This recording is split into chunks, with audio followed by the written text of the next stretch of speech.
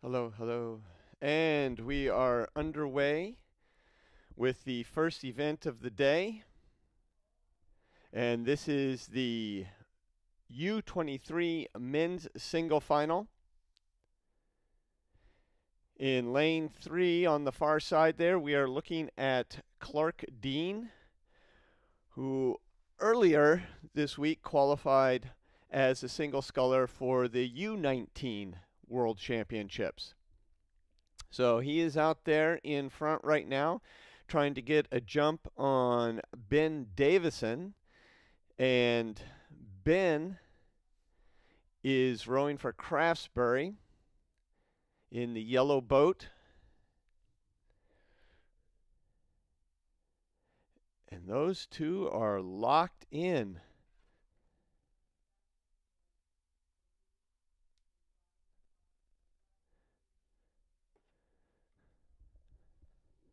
So Clark Dean and Ben Davison battling it out. They're into the second 500 meters of this race. And it looks like Ben is on the move a little bit here, starting to eke into the lead by Clark Dean. Clark was last year's U19 world champion.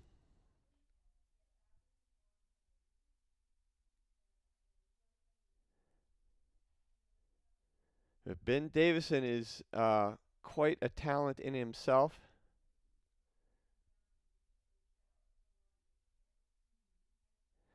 Has been around for a bunch of years in the single and also with sweep programs. Looking back is Ari Cohen.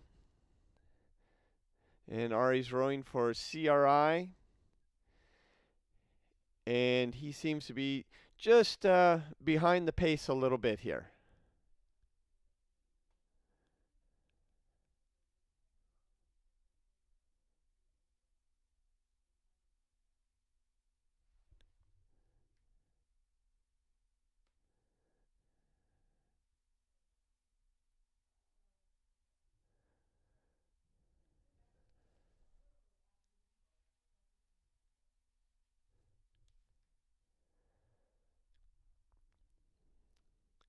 Wow, this is a great race.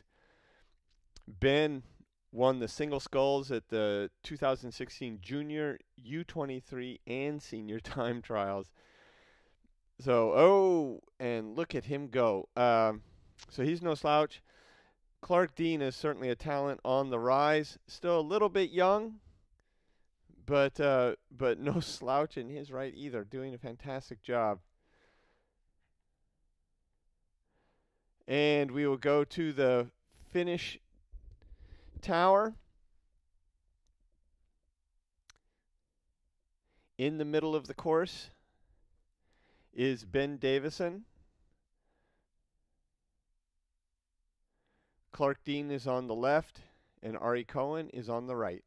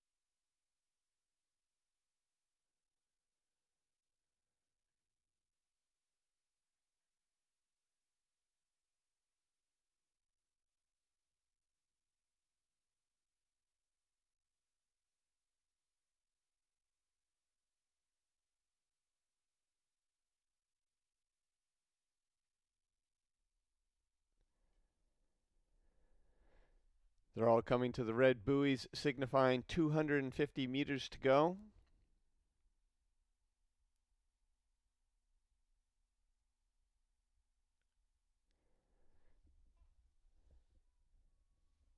Ben Davison getting there first by a couple boats of open water.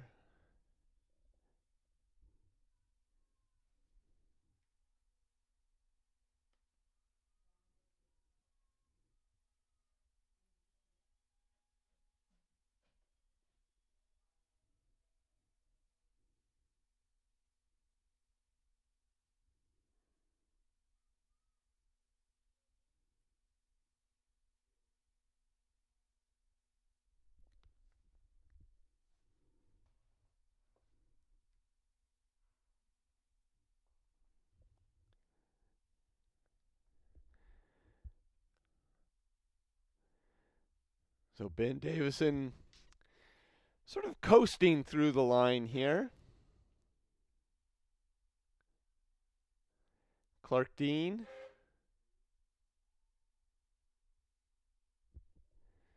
And Ari Cohen.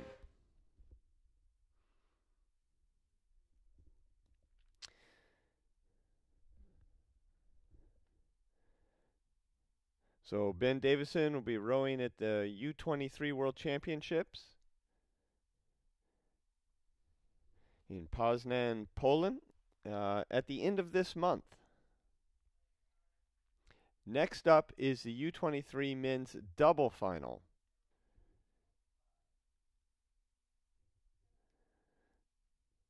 And we'll get to that race as soon as the camera launch is in position.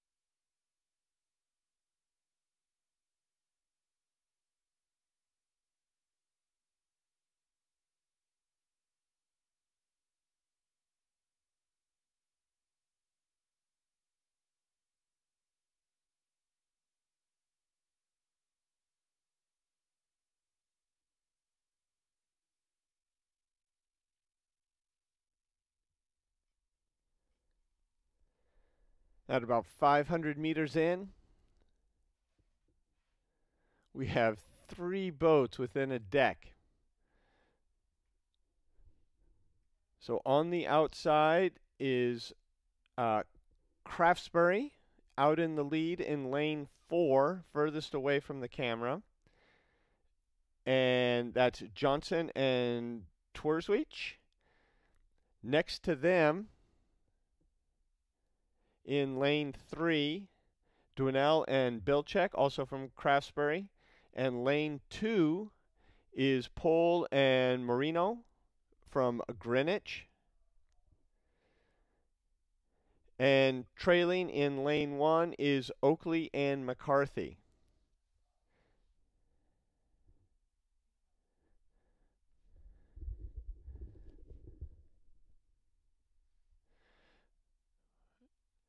Now that they're into the middle of the second 500, 750 meters or so into this race, it's starting to separate a little bit. And it is lane 4, Johnson and Tworswich out in front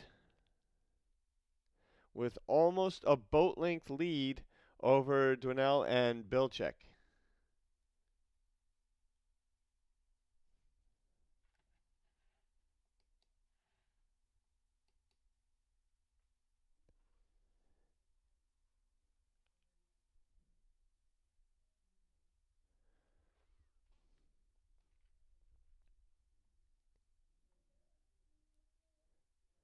You can start to see there's going to be a little bit of separation here as they go through the 1,000-meter mark.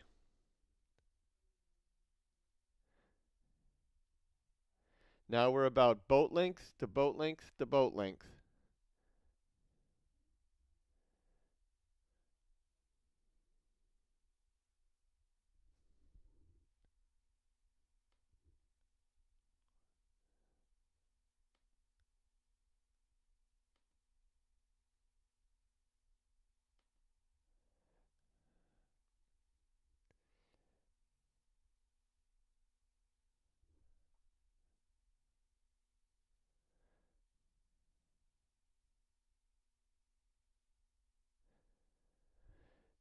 Now this is starting to tighten up a little bit.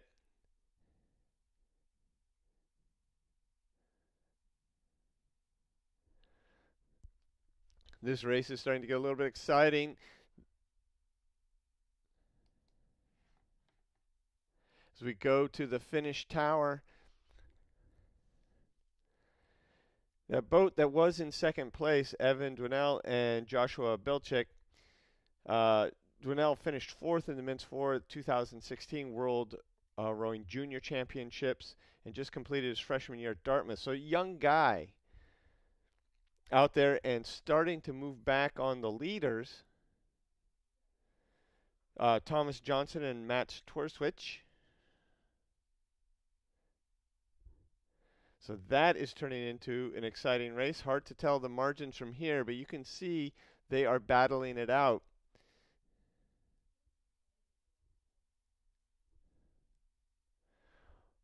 Lane 2, which is over to the right-hand side, Pole and Marino, still a little ways back, and then further back, lane 1, Oakley and McCarthy, and those guys are young guys, so they still have more years to do this.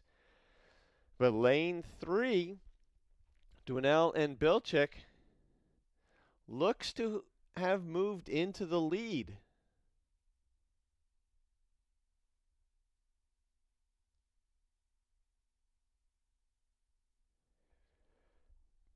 Hard to tell from this angle, but it does appear that they are maybe out in front by a little bit. That third 500, they put it down and really turned this into a race after losing a boat length in the first 1,000. Now pushing back, you can see the bowman looking over, saying, I think we got this.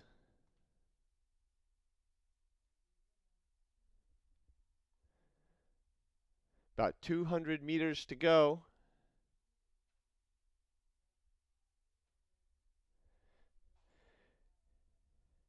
And at the 1,000-meter mark, from being a boat length down to being a boat length plus up by the time they get to about 10 or so strokes to go.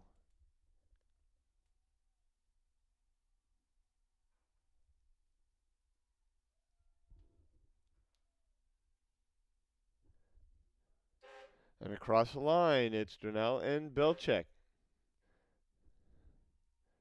Congratulations.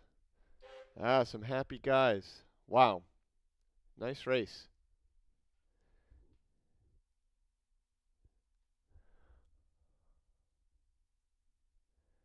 And the last boat across will be Oakley and McCarthy.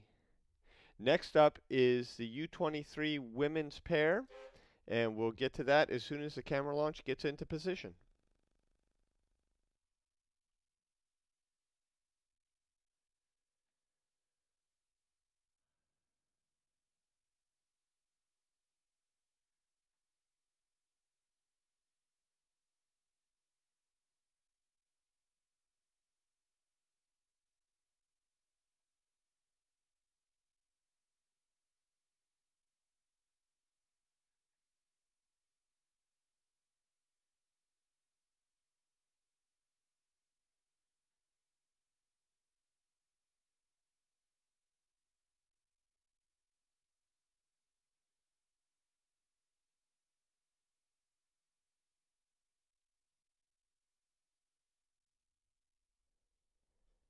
And we're at about 7:50 or so into the women's pairs race.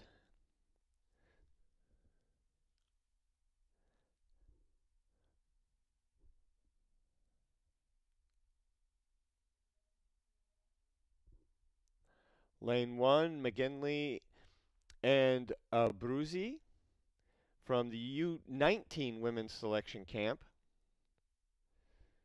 Lane 4, that's Garrett and Hedman, also from the U19 women's selection camp. Lane 2, Mundelius and Wheeler from the U23 camp. And then our leaders by open water as we get close to the 1,000-meter mark is Hagstrom and Salmons from the U23 selection camp.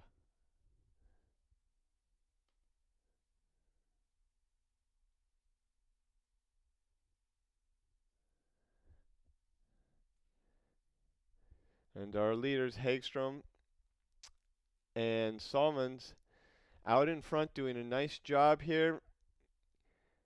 Elena Hagstrom attends Oregon State University, where she holds her team's 2K and 6K records. Reasons to be invited to the U23 camp. And Salmons competed at the U23 Worlds last year, where she won in the 4 and the 8.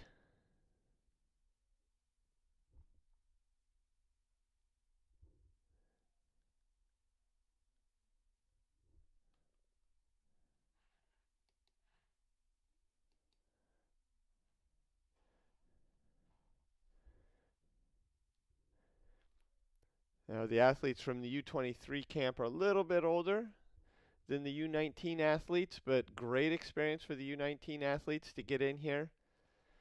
We're in our little dead spot right now, but the camera will come back in a second.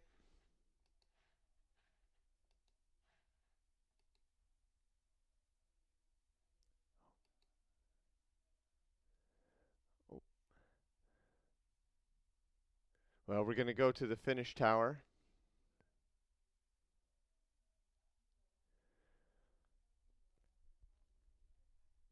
And from here, lane 3 out in front.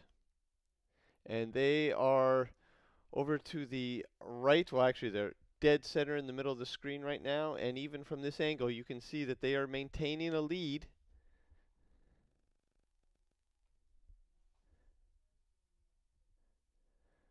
At least a boat length over. That's Mundelius and Wheeler.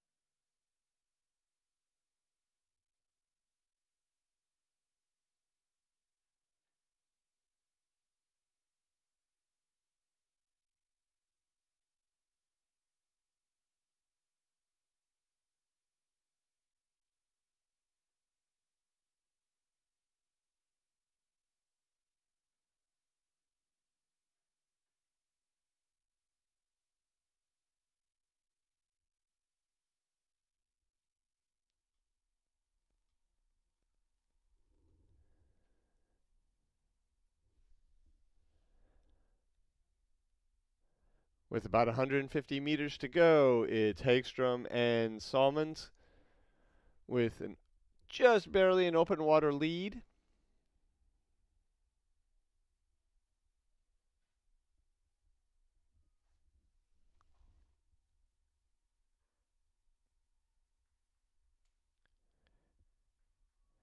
Looking over, where's that finish line? Where's that finish line? There it is, and you are across. Congratulations. Off to the 23 World Championships.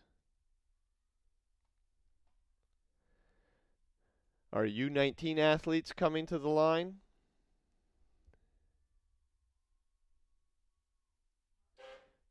Rowing nicely, just not quite as fast. But they will get there. They're young. Up next is the U23 women's lightweight double, and we'll get to that as soon as our camera launch is in position.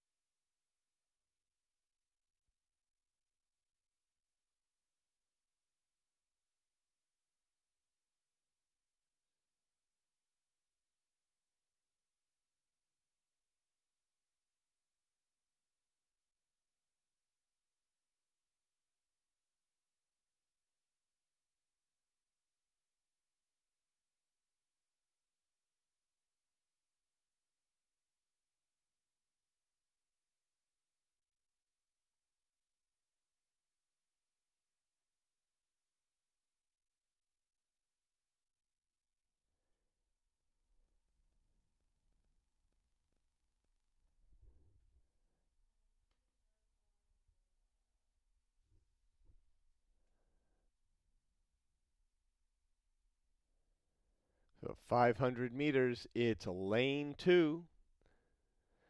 Garcia Camargo and Denison Johnson out in front.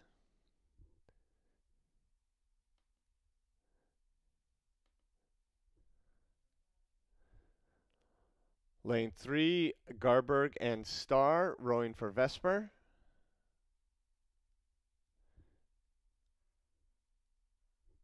And lane 1, Salazar and Welp.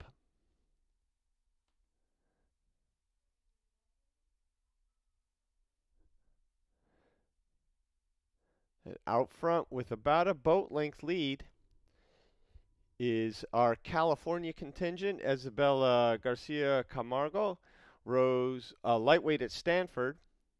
And Sophia Denison Johnson just graduated from UCLA. Congratulations. So coming out across the country to race in the trials here and doing a very nice job in the U23 women's lightweight double.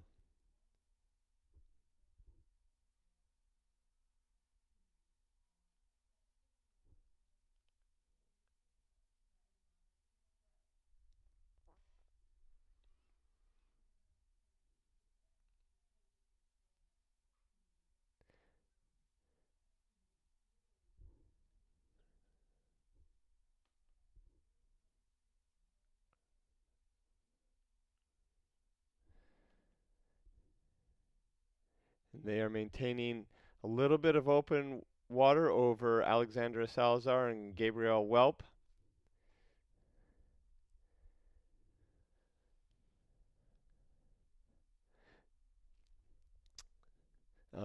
Gabrielle Welp, young athletes.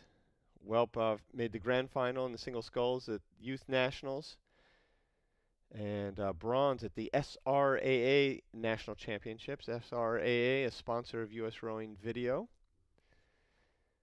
So young athletes over there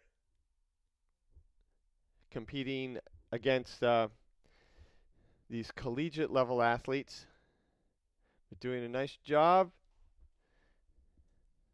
About a boat length, little bit of open water. Well, more open water as we go on. Getting to be about a boat length of open water between our leaders and second place, and then open water back to third place.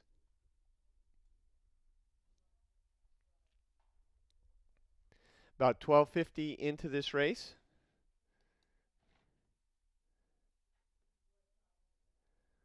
Looking through the field, and we will turn it over to the finish tower.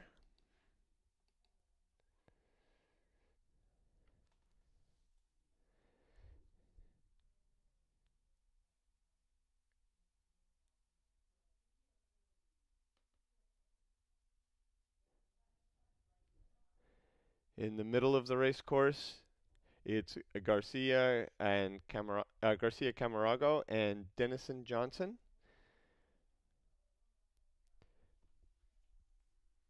Doing a nice job of pushing everybody behind them.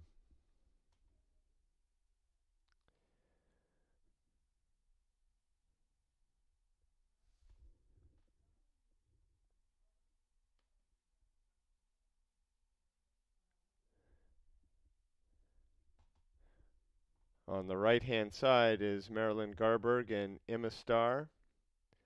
And Marilyn rose at the University of Wisconsin and placed third in the varsity doubles at the IRA National Championships here on this lake about a month ago.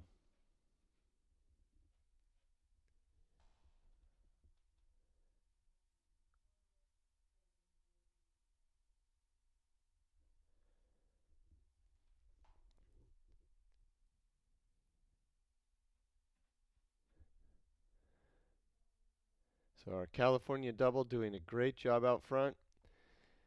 Buoys turning yellow to red, indicating 250 meters to go.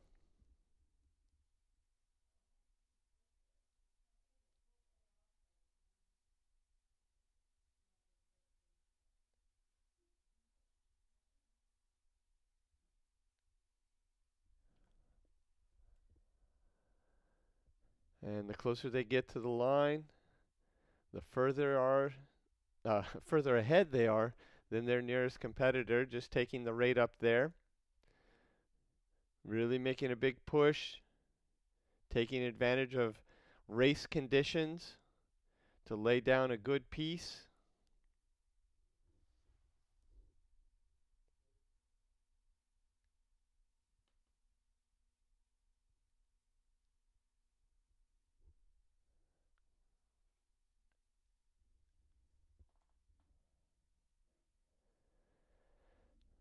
Looking around, where is that finish line?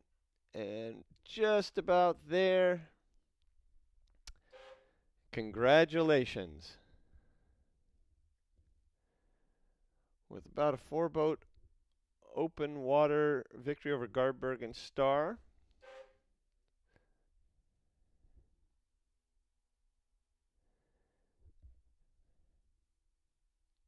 And coming to the line, Salazar and Welp. Next up will be the men's lightweight double. And we'll get to that as soon as our camera launch is in position.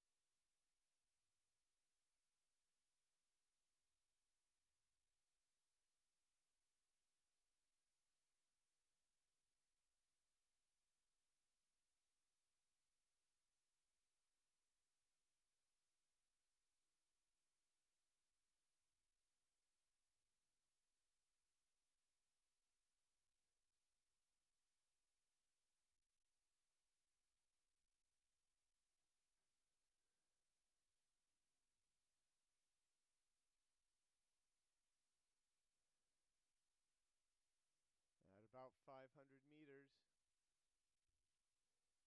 It's lane 2 and 4, DeWolf and Gregory, closest to us, rowing for Maritime.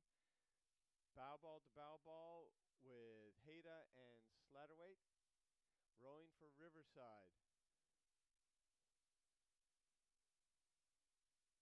These two with nothing between them at 500 meters.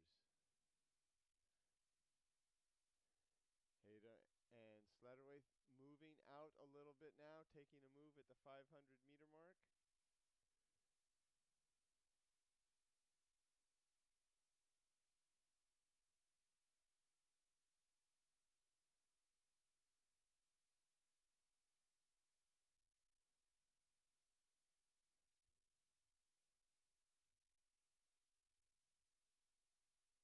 But DeWolf and Gregory are not going to let that push go unchallenged. The Riverside double did get a few seats, but that's all they got.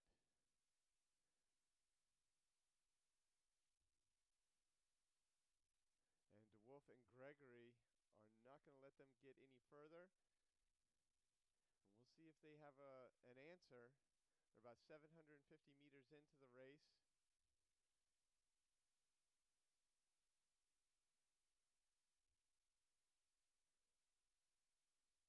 As Riverside double now is starting to move out a little bit more.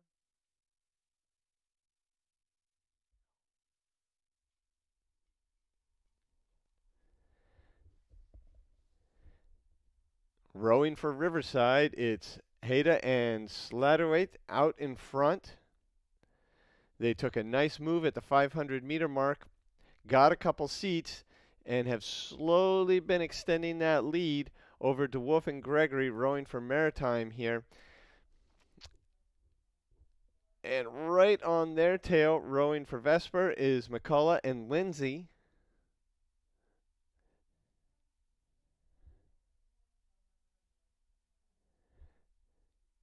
And in lane 1, closest to the camera boat, is Hannon and Ward rowing for Conshohocken. Not too far away from here, just outside of Philadelphia.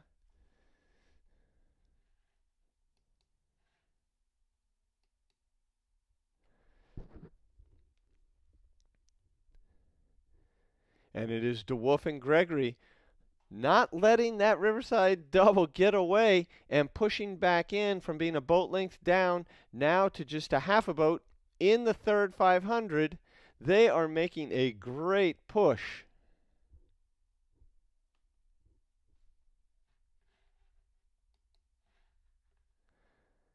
And from the finish tower, a little hard to tell what's going on, but there were some big moves going on there.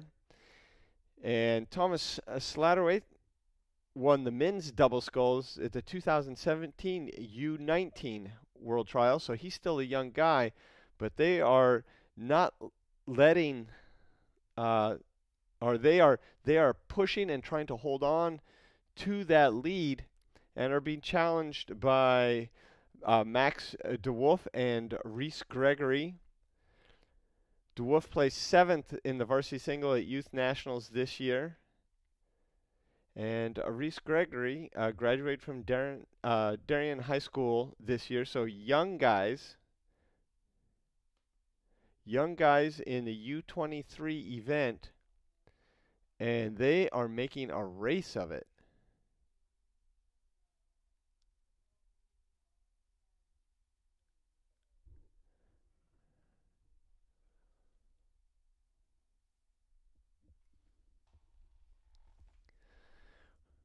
From this angle, it is hard to tell who's out in front, whether it's Maritime over on the right-hand side or Riverside on the far left.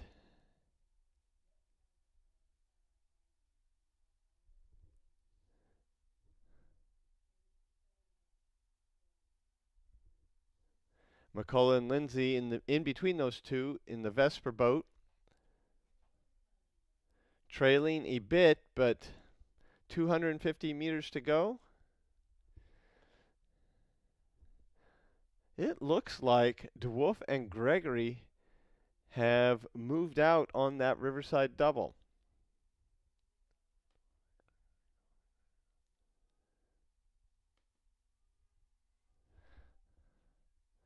Like I said, young guys, a lot of young guys in this race. But one double's going to be going to the World Championship. And if they stay together, potentially for the next few years, look at this. Coming down to the line. Riverside. Hayda and Slatterwaith, congratulations. Great race all the way down for those two crews.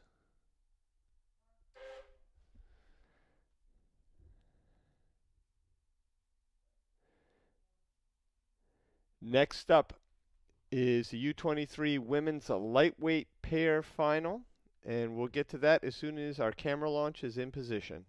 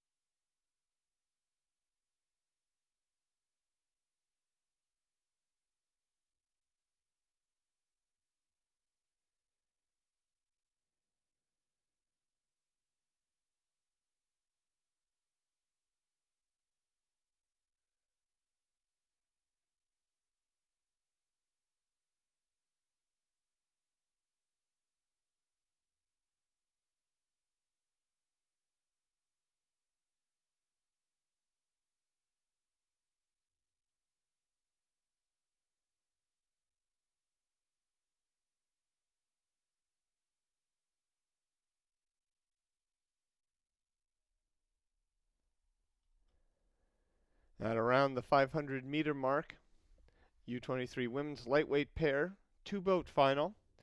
Lane 1 closest to us. We have Carolyn O'Brien and Sarah Maeda. Ms. O'Brien rose for Georgetown University. And in lane 2, and trailing by about a boat length, a little over a boat length, from PNRA Mercer, local team rowing on home water, is Samantha Dorey and Kathleen Hickey.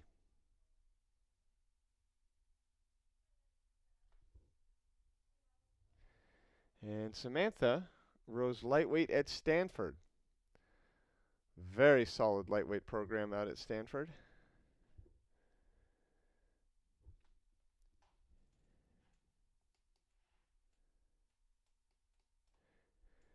But our leaders, Carolyn O'Brien and Sarah Maeda, out in front.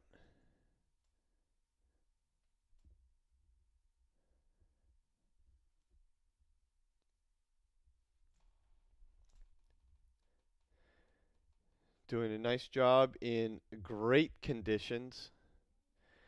The difference a day or two makes, it had been extremely hot here. Extremely.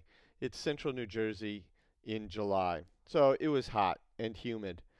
We woke up this morning to 60 degrees, low humidity, just a bright, wonderful day. people actually wearing long sleeve shirts. Really nice morning for rowing. You can see the water is fantastic. The course is in great shape. Look at those buoy lines straight across.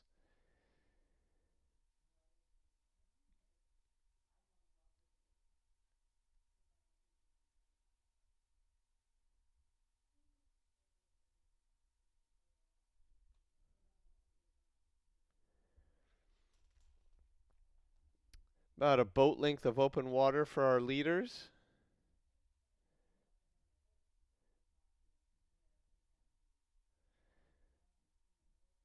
Coming to a little bit of a dead spot for the camera, but oh, there we're back at the 1,000-meter mark.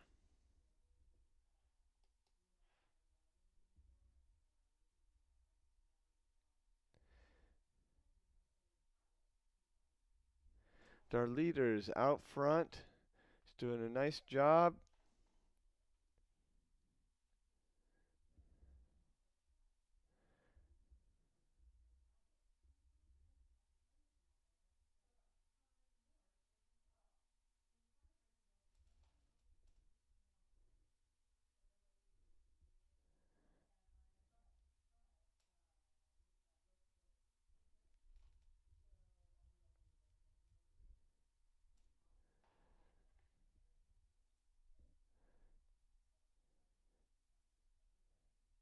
And we'll turn it over to the finish tower. They're at about 1250, maybe a little further in. The big orange buoy you can see is 500 meters to go.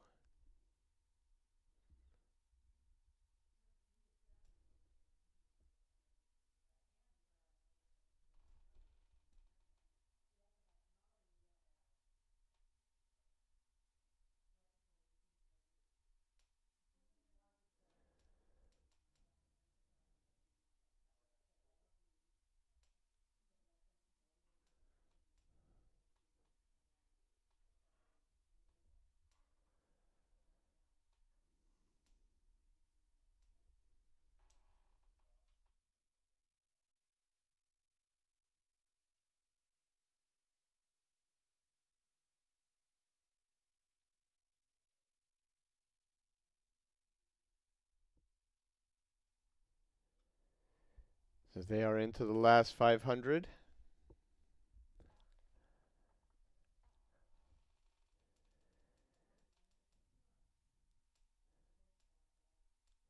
Leading pair doing a nice job.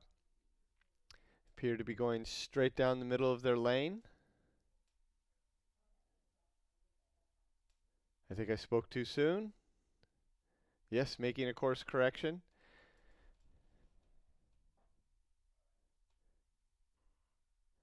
Pair being, in my opinion, the most difficult boat to row. And now they're getting tired. There may be a little bit of power differential between these two athletes. And the boat is taking some turns, and that's something they're just going to have to figure out. And it's just time in the boat, time in the boat, especially when you start to get tired.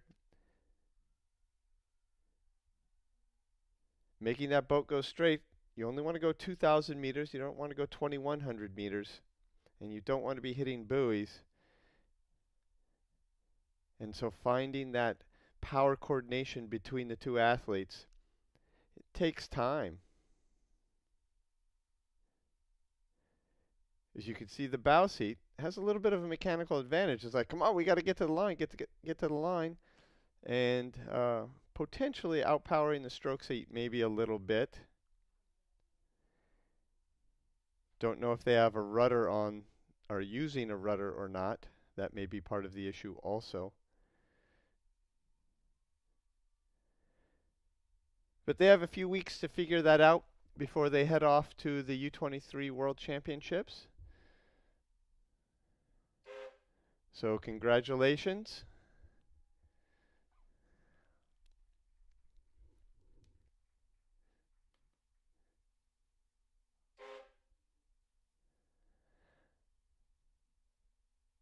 Up next is the U23 Women's Singles Rep. and they are on the course, and we'll get to them as soon as our camera launches in position. For the rest of the morning, we have reps and semifinals for both U23 and Senior World Championship events.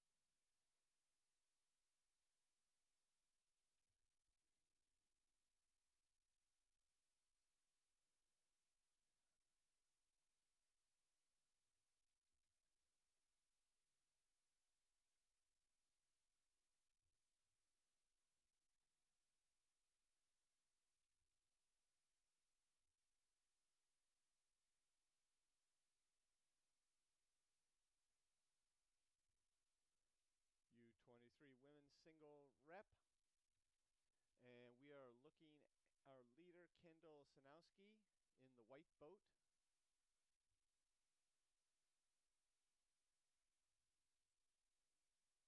And trailing closely is Rihanna Mulligan, rowing for Craftsbury. And this is Emily Winslow, rowing for Upper Valley. Passing the 500-meter mark,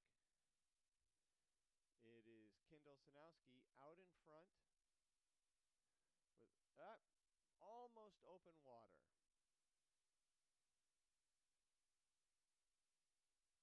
As I said earlier, the buoys are in great shape. The course is in great shape, so that line is a good indicator, that line of buoys. And it looks like she has cracked open water on Rhiannon Mulligan by just the littlest bit.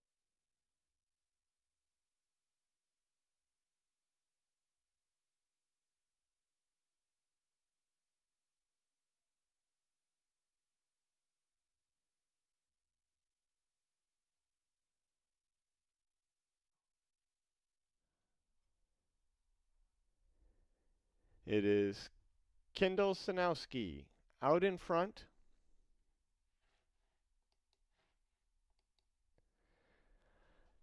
And for the last few hundred meters, she's been trying to get more than just a fraction of open water on Rhiannon Mulligan. Can't quite seem to get more than just a foot or two. You can see the buoys, again, are a good indication of the distance between those two. The buoys are in great shape, and they go straight across. But Rhiannon Mulligan is not letting Kendall Sanowski go. And in fact, is now starting to come back at about 750, 800 meters into this race. It is Rhiannon Mulligan who's putting on a push. Come back on Kendall Sanowski.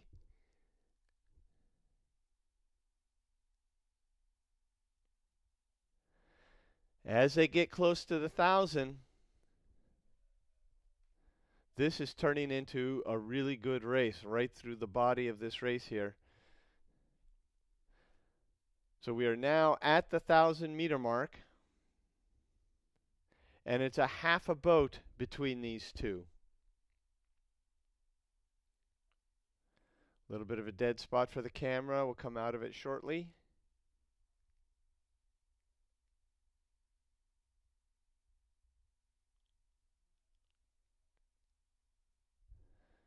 So Ms. Mulligan got a half a boat in the last couple hundred meters. We'll see if she gets any more. She's putting on another push, it appears. Again, check against the buoy line, and now these boats are essentially dead even. So being a boat length down, Miss Mulligan in the third 500 is now trying to get a lead. Miss Sanowski is not having any of it. and is staying with her. Now the camera launch is a little bit behind, so it's hard to tell the margins. Watching those bow line or the bows come to the buoy line, and now it is Ms. Mulligan who is out in front. And we'll go to the finish tower. And as they get closer, we'll see how this plays out. Well, even from here, I think Miss Mulligan has taken the lead.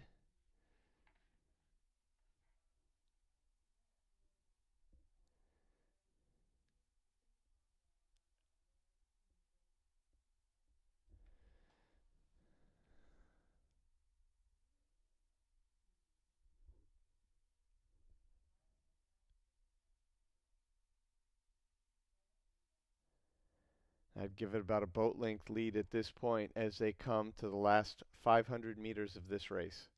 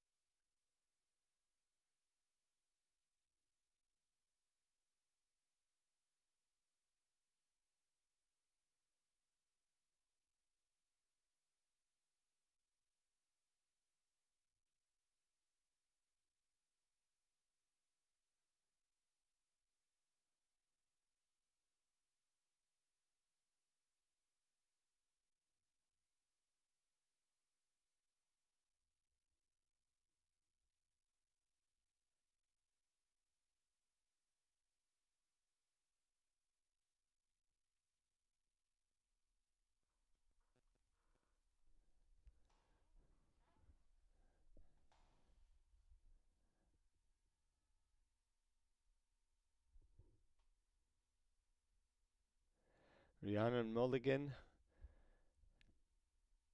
through the middle of that race went from a boat length down to now it appears open water up into the last 250 meters.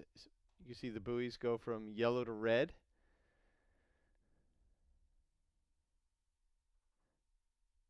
Now she just has to stay ahead.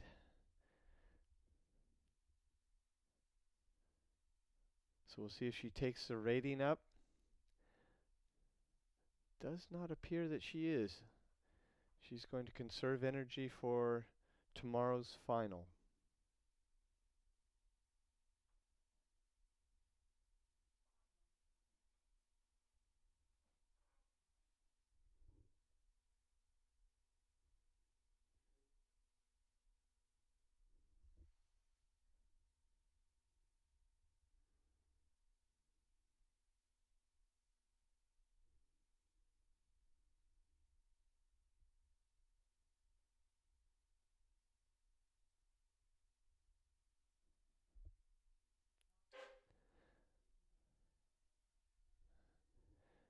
Rihanna Mulligan,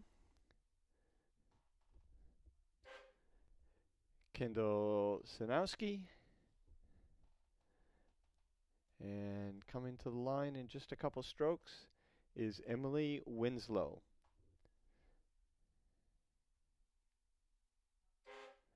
And up next is U23 women's double rep. And we'll get to that as soon as our camera launch is in position.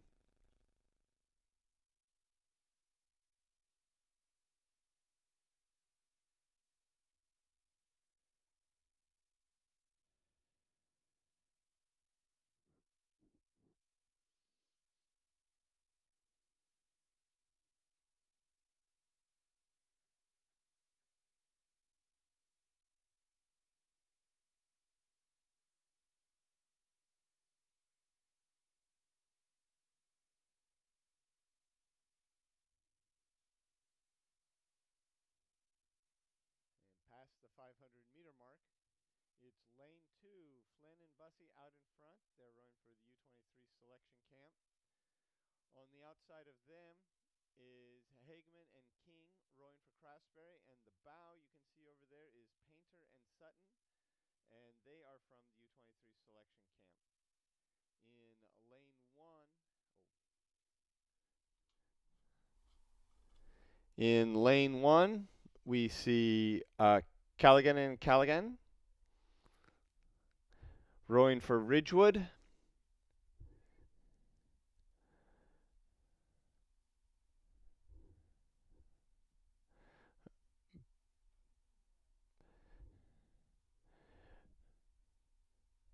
Flynn and Bussey rowing for the U23 selection camp, and Hageman and King rowing for Craftsbury, battling it out here. Lane 2 closest to us, Flynn and Bussey on the outside is Hageman and King.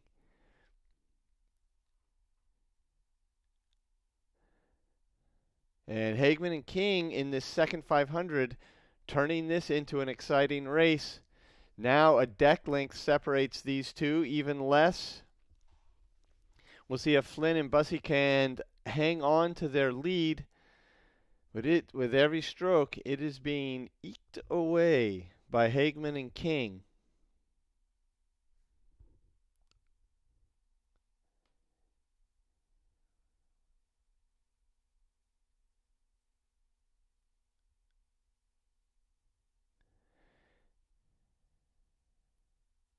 Hageman rows for Rutgers, and Mackenzie King is a senior rowing at UVA.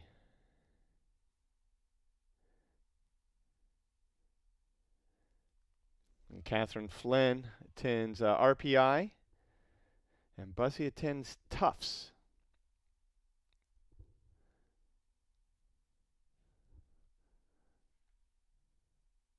And now they're just going neck and neck.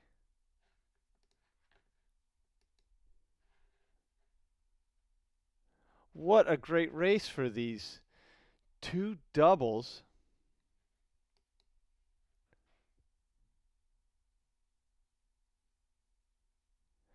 The camera launch is falling behind a little bit to make sure they don't wake the trailing crews.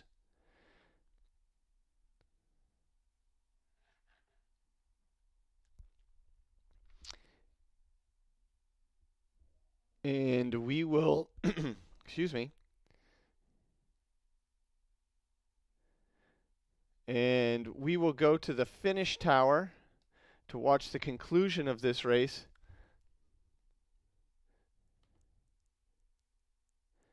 As Flynn and Bussey and Hageman and King battle it out. And from this angle, I cannot tell who's who, what's what. The two lead boats seem to be rowing right next to each other.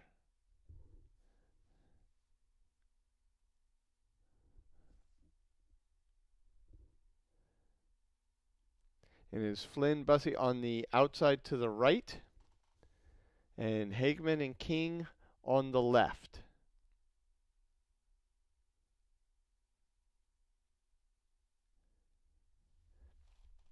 Hageman and King in the white tops, and Flynn and Bussey in the darker tops.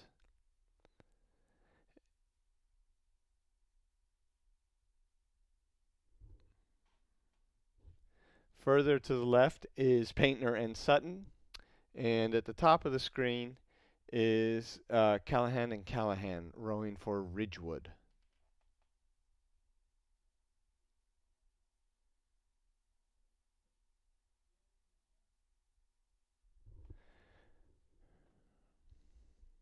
Well, right now I'd give it to Flynn and Buss.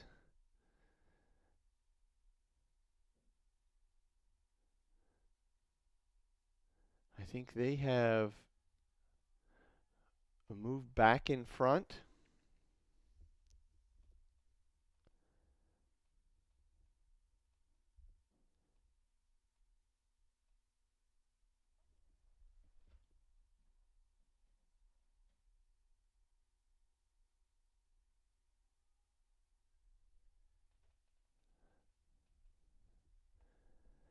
.250 meters to go. Buoys go from yellow to red. And it is the selection camp. Flynn and Buss out in front.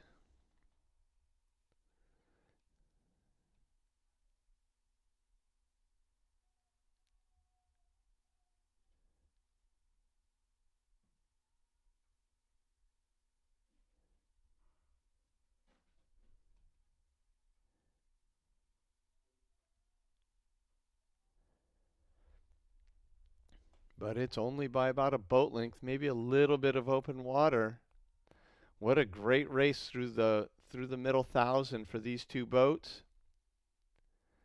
Craftsbury putting on a big push here, taking it up as they get to the line, but it is going to be the selection camp of Flynn and Bussey over Hageman and King. Great race for those two boats.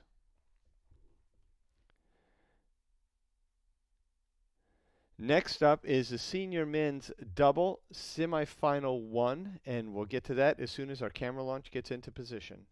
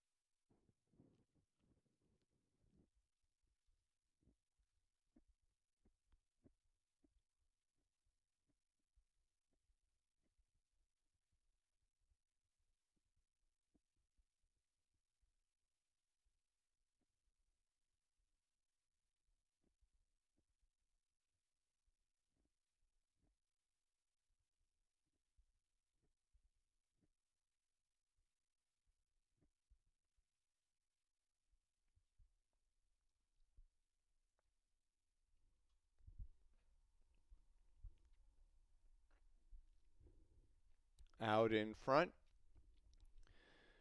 for semifinal 1 of the men's double is Keene and Frid rowing for Penn AC. Lane 4 on the far side, Bellows and Veer in second place.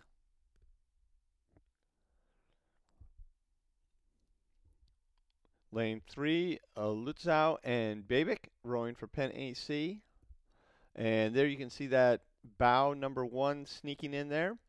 Cardno and Horpel running for OKC High Performance Center composite boat.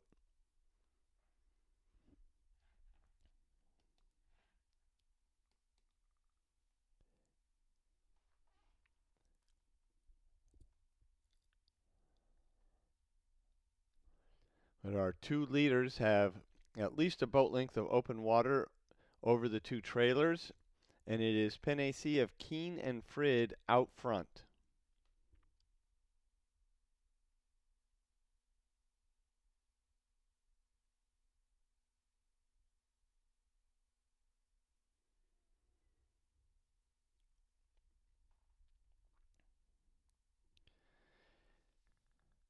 This double, Justin Keene is Penn State grad and raced at World Cup 2 in the quad with Eric Frid. And they have a lot of experience together, rowing internationally and nationally, and doing a nice job at the 1,000-meter mark of open water over Bellows and Veer.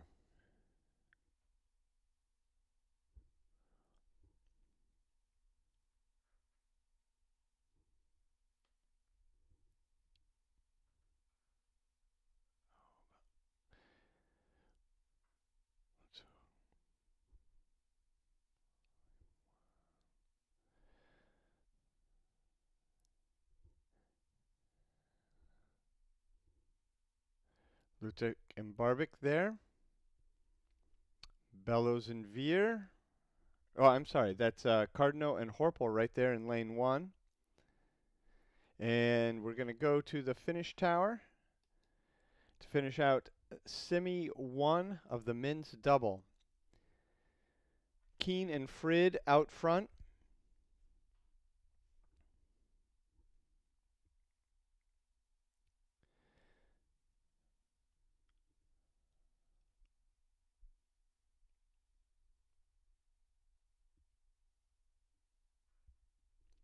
Bellows and Veer on the far left-hand side of the screen in second place, but they are open water back behind Keen and Frid.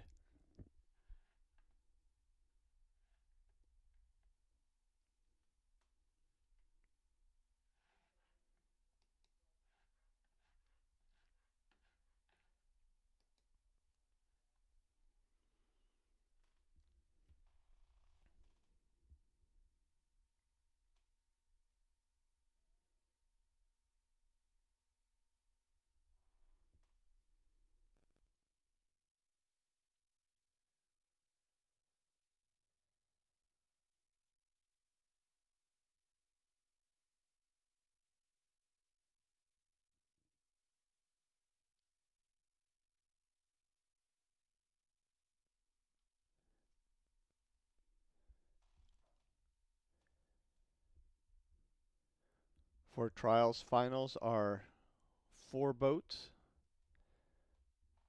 So you want to be in the top 2 in a semifinal.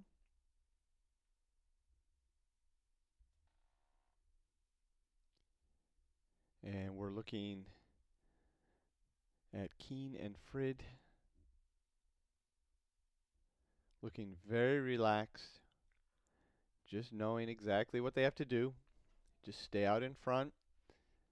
They'll get the one of the middle 2 lanes for tomorrow's final.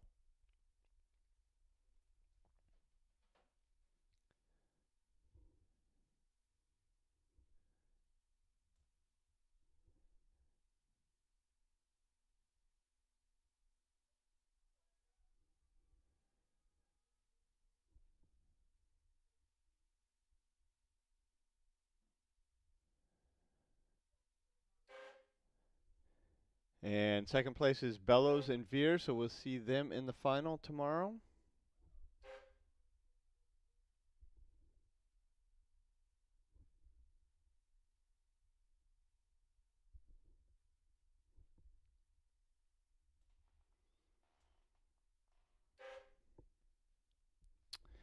Next race up is the second semifinal, and we'll get to that as soon as we can.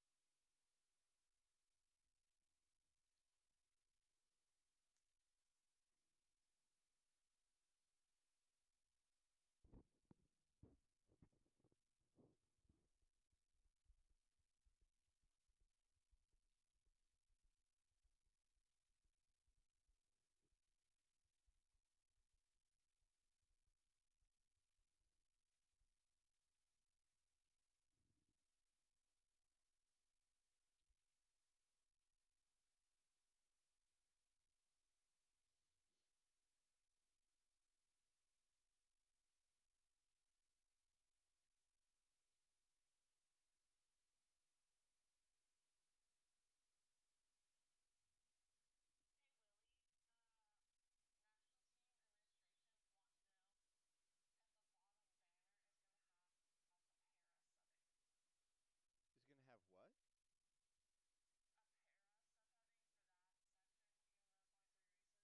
Oh, is that Paris at the end of the day today?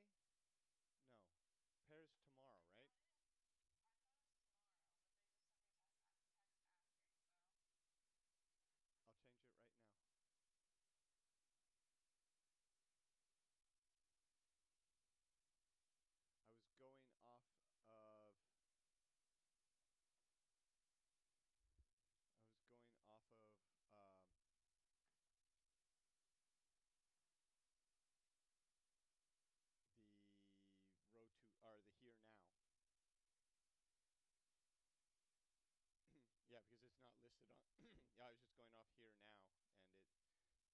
Yep. Okay, it's up now.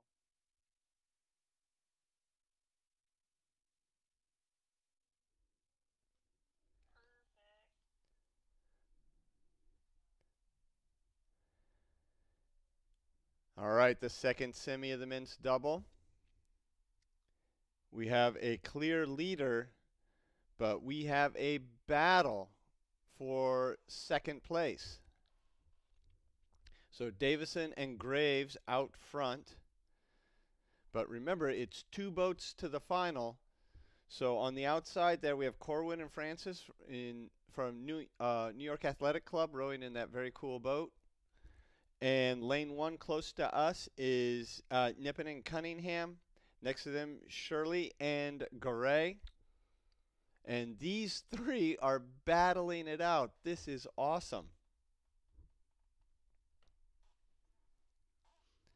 Right now, have to give it to Corwin and Francis from New York Athletic Club. But look, things are changing. When you've got Penn AC and Seattle Rowing Center right next to each other, they're battling each other, and now it looks like they have both overtaken New York Athletic Club. At the 1,000-meter mark, you have 3 boats that are essentially dead even.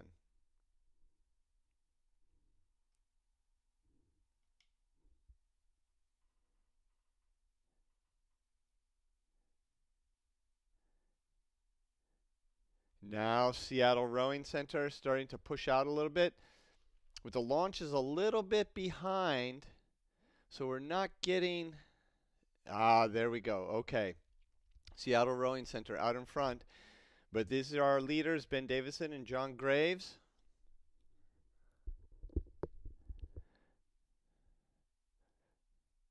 And now the boats are starting to separate out. We'll go to the finish tower.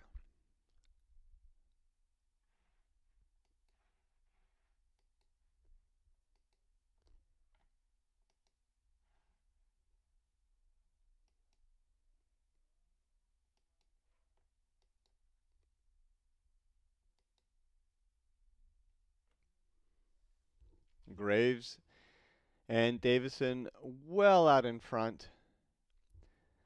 And now it looks like Seattle Rowing Center of Nippon and Cunningham in second place. Remember, need to be in second place, to make it to the final tomorrow. Penn AC, though, right there, Shirley and Gray, they are not letting the Seattle Rowing Center boat get away from them.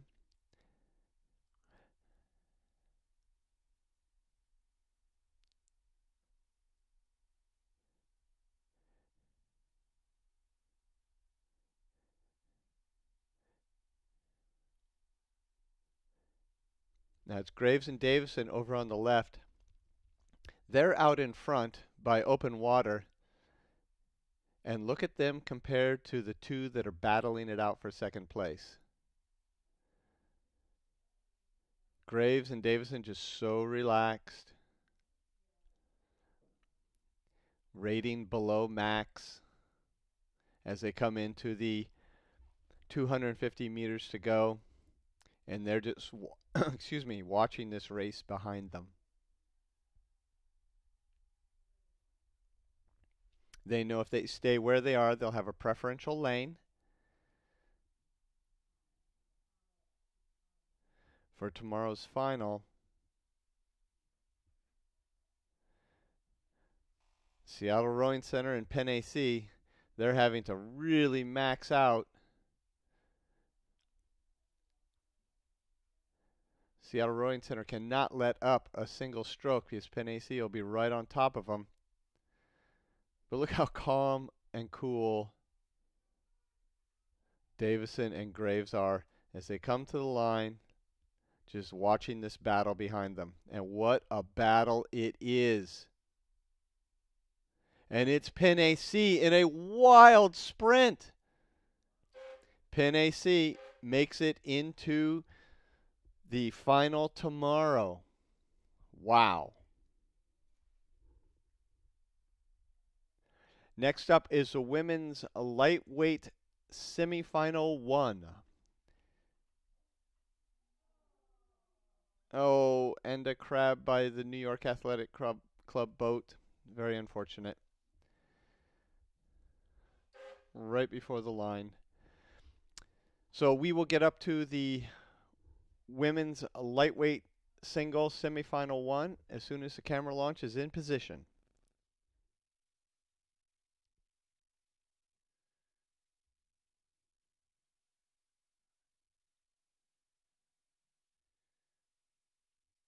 I wonder if, Laura, I wonder if we should let Here Now know that. Let's see if it says for Sunday if pair is included. No, it doesn't say on the schedule that pair is for Sunday either. All right, we'll mention it to Jack.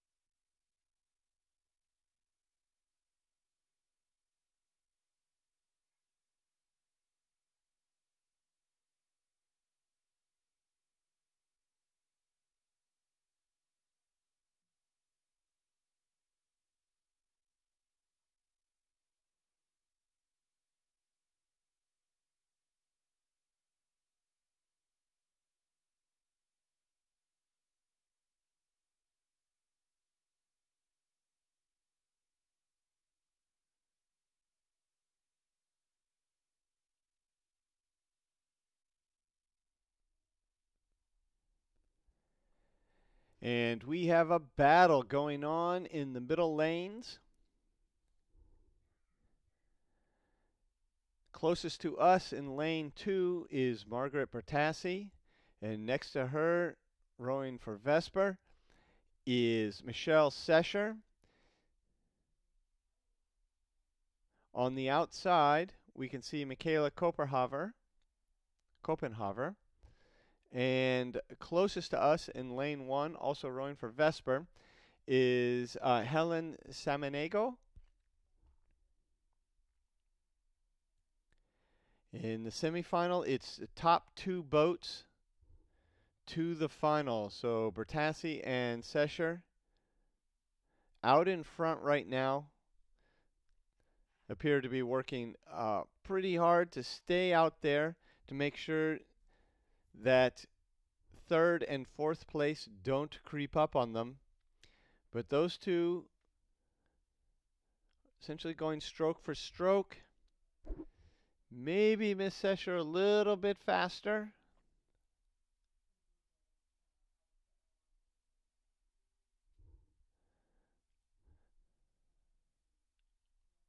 She's understroking the boat close to us, Miss Bertassi, by just a little bit. But they are going pretty much the same speed.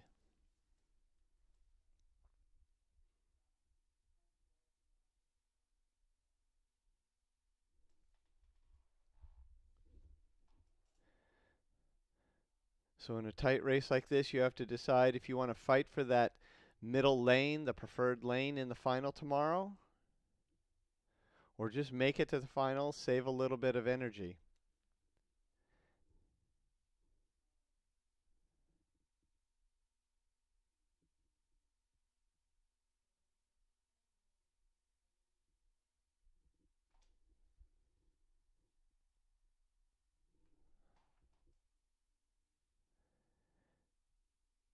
Now these two have open water on the nearest competitors as they get close to the 1,000-meter mark. That's Michaela Kopenhaver. And there is Helen Samiengo.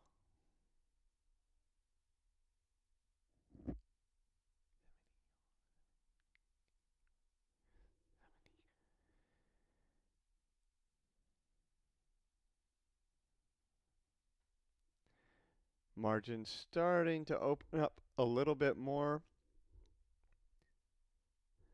as Michaela Sescher is moving out just a little bit on Margaret Bertassi.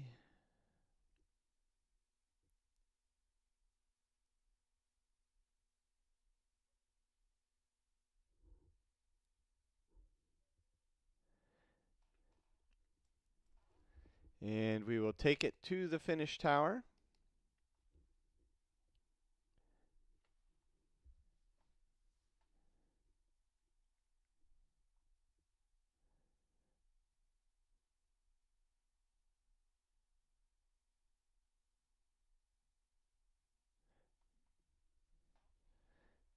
We can see there's a margin between the first two and the second two, but between the first two, hard to tell.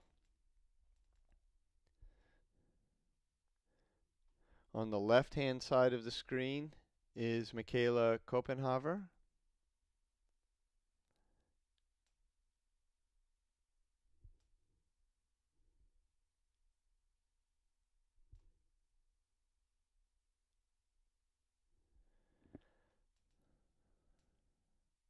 It does appear that Michelle Sescher has a lead, or has maintained that lead over Margaret Bertassi.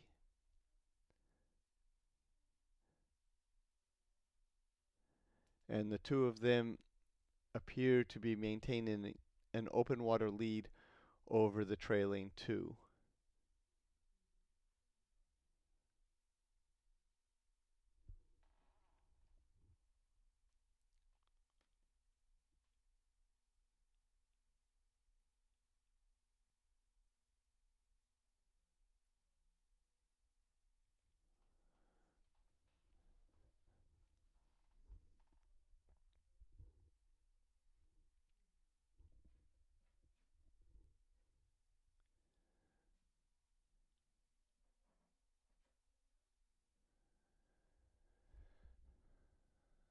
Michelle Sescher was third in the lightweight double at the World Rowing Championships last year.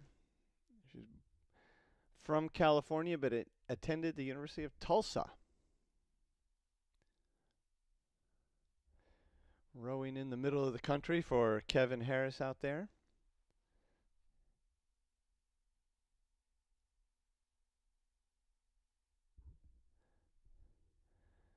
And Miss Bertassi, as a lightweight, was a member of the varsity 8 that won the Ivy League championships and finished 7th at the NCAAs in 2014. And she was 4th in the doubles in last year's World Championship trials. And in 2014 won the double at the U23 World Championship trials. And she's a Princeton grad from 2010.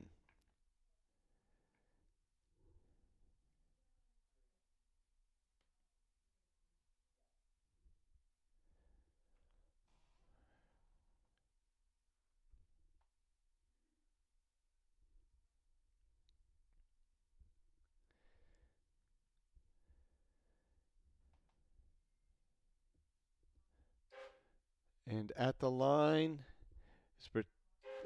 Sescher, whew, that was close. I'll give it to Bertassi, but that was close. HereNow.com is the place to get all of the results, the official results. And our camera is not the official finish camera.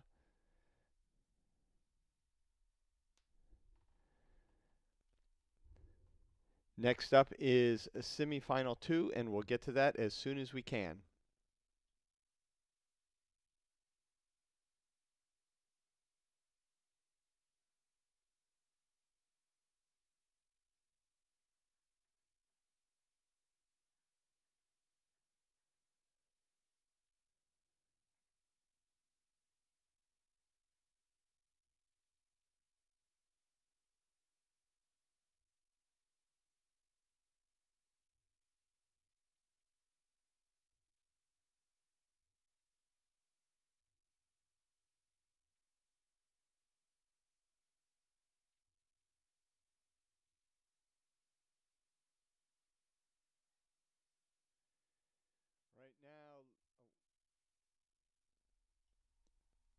right now looking at lanes 2, 3, and 4, and closest to us, that's Hillary Sager, then Christine Cavallo, and Kara Stowicki. With Hillary Sager rowing for Riverside in the yellow boat, out in front, nice echelon here at 500 meters. Christine Cavallo in second place and Kara Stowicki in third. And check that. There's Sydney Taylor. And she's in third or fourth place, hard to tell right now.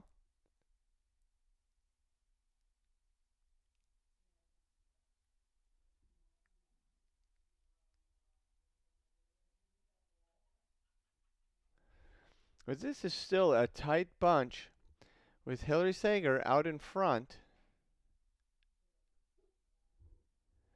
followed closely by Christine Cavallo. Kara Stowicki's right there, and Sydney Taylor is right there.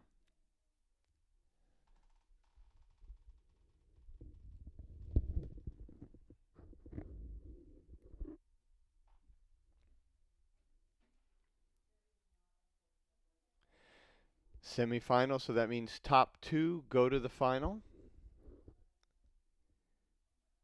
4 boat finals for trials events.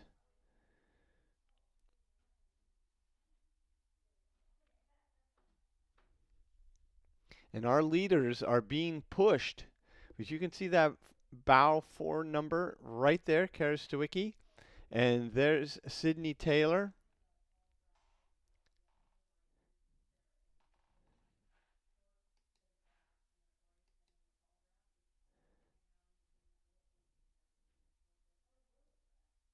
Our leaders just barely breaking open water, but not by much.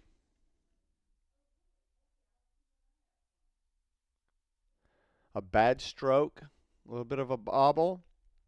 All of a sudden, it turns it into a very, excuse me, a very tight race.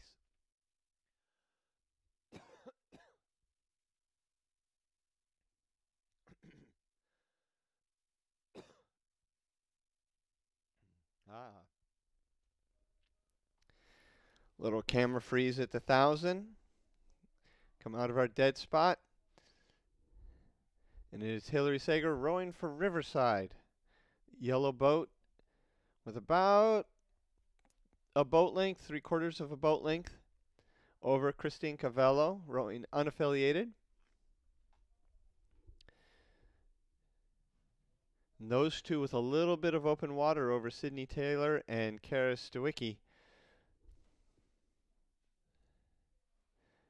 But here you can see Sydney Taylor.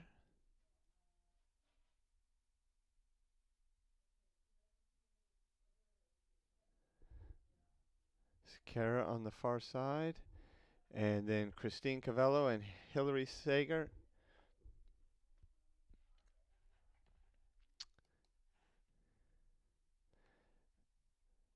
About 12:50 into this race.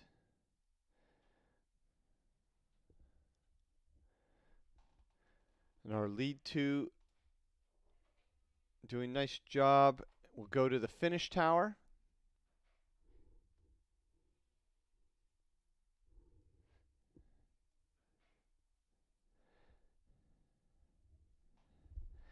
And even from here, you can see our lead 2 boats are a little bit ahead of the trailing 2.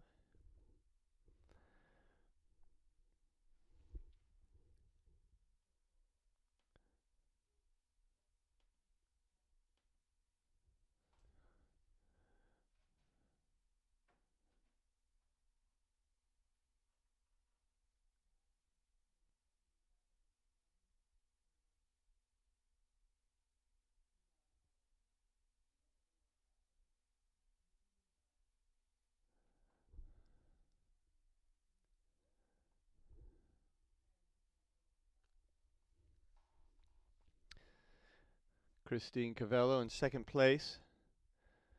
Is 4th at the lightweight single at the World Cup 2 this year.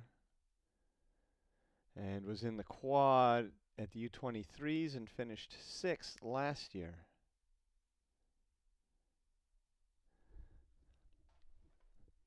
So quite some experience here. But in second place, top two to the final tomorrow.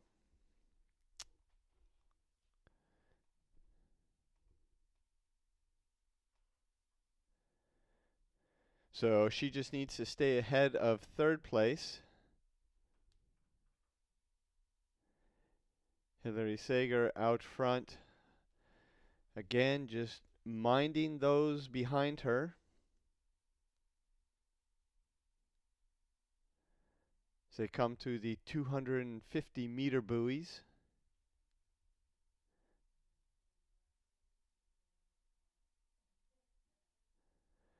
And looking at these two scullers, the difference in their stroke rate. One of them has a place in the final wrapped up. The other one is fighting for a place in the final.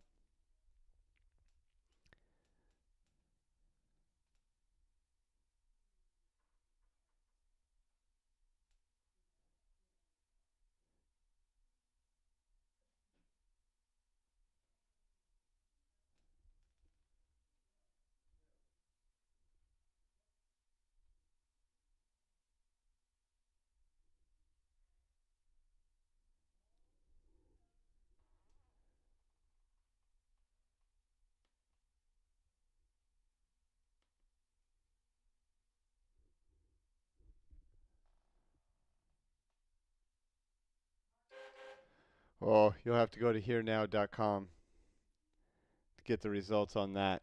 Hillary Sager and Christine Cavello. Kara Stewicki coming to the line, followed by Sydney Taylor. Up next is the men's lightweight single rep number 1, and we'll get to that as soon as we can.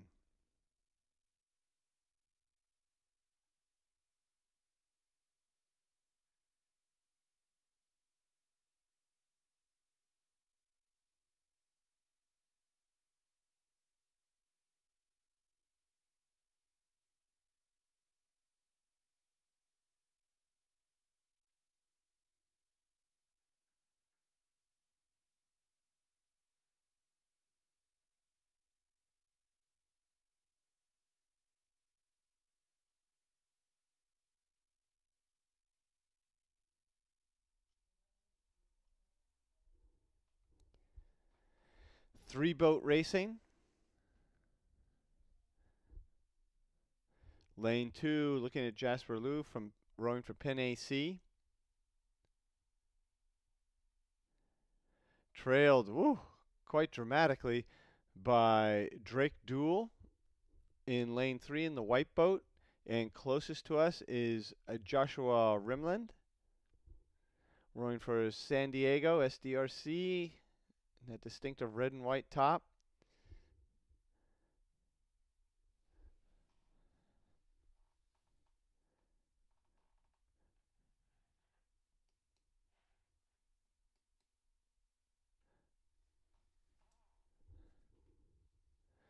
Jasper sitting out front watching this race develop behind him.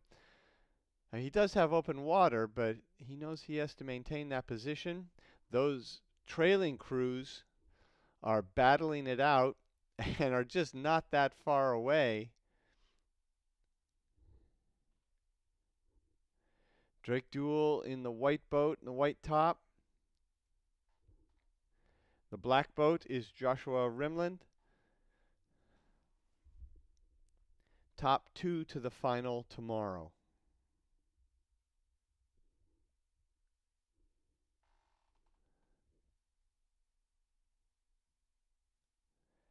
$750 into this race. And Jasper Liu looks to be understroking his two competitors. Got out early. And just gets to watch this fight develop behind him. At 1,000 meters, lose the picture for just a little bit, but it comes back.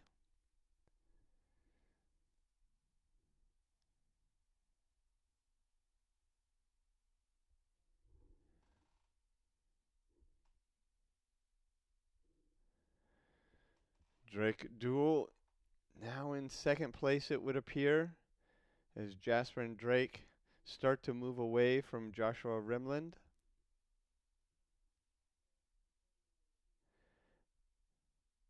The margin between these two changing ever so slightly, with Drake Duel moving up just a little bit.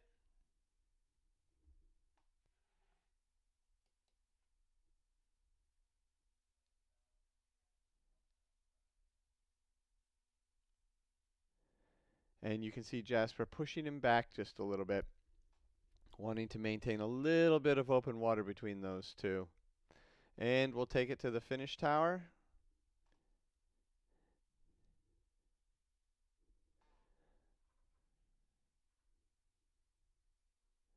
So in the middle, in the dark top, is Jasper Liu, who was our leader when we left the camera launch. And then to his left is Drake Duel in the white. And on the right-hand side is Joshua Rimland.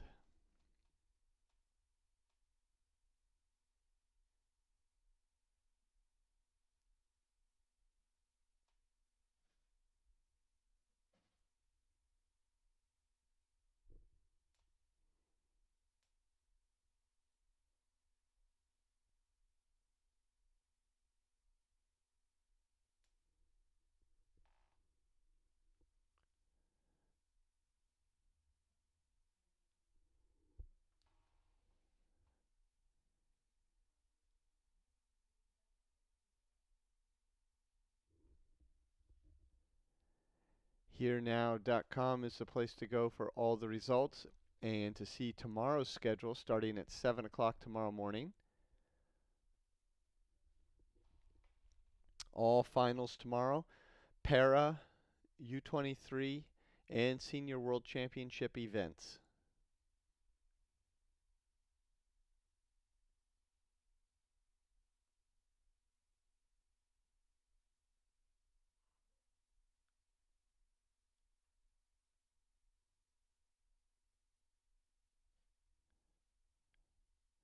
Para, of course, being included in the senior events, and they are rowing 2,000 meters. So we'll see that tomorrow. First three races of the day.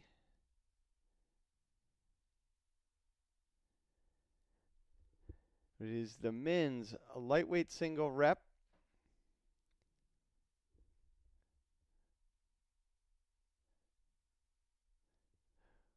With about 150 meters to go.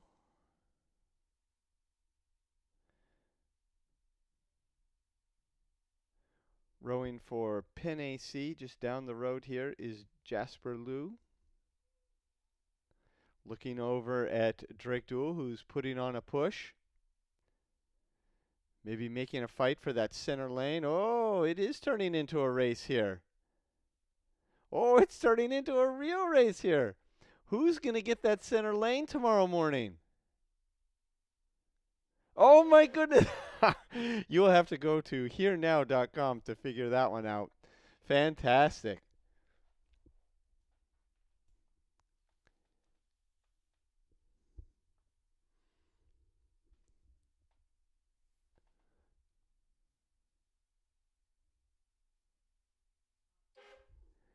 And Joshua Rimland, Rep 2 coming up as soon as we can get to it.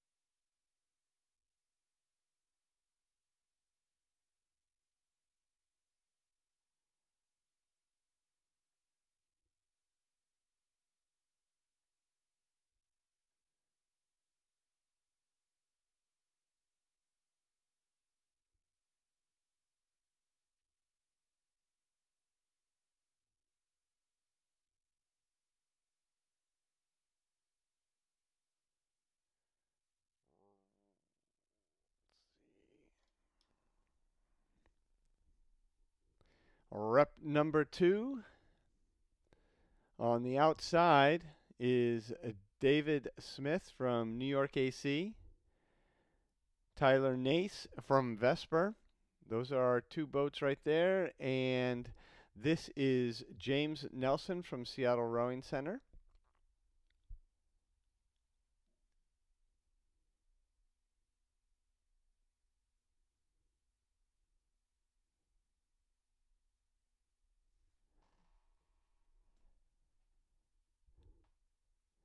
David Smith and Tyler Nace at the 500-meter mark, battling it out.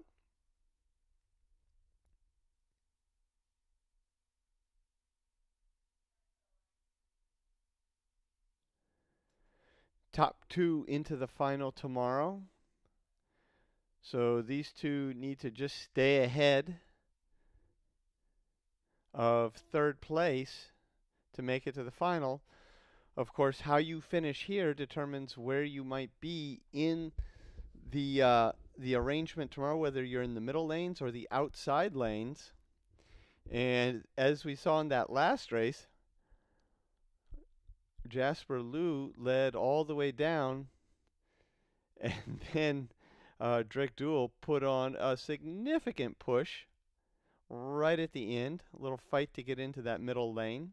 Have to go to herenow.com to see if that was successful or not.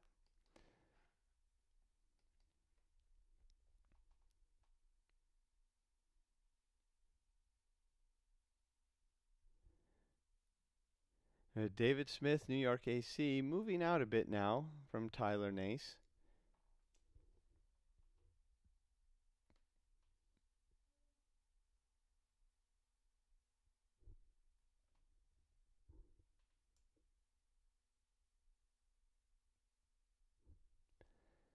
Our leader, David Smith, undergrad at Dartmouth, grad student at Harvard.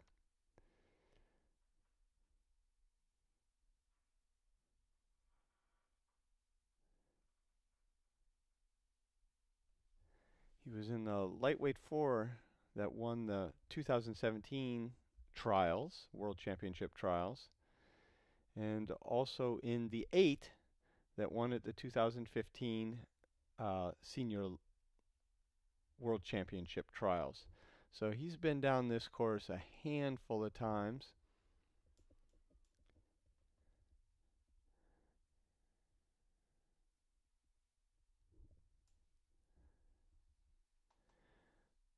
Through the 1,000, positions have stayed pretty much as they were. This is tightened up a little bit.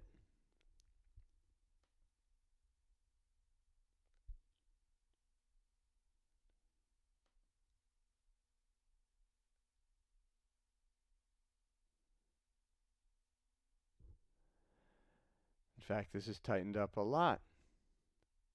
Princeton grad Tyler Nace decides that he wants to have the preferred lane tomorrow morning.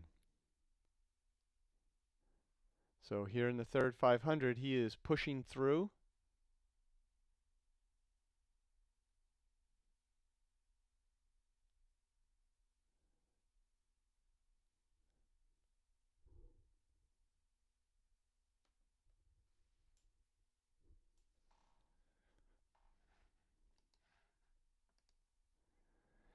Going to the finish tower.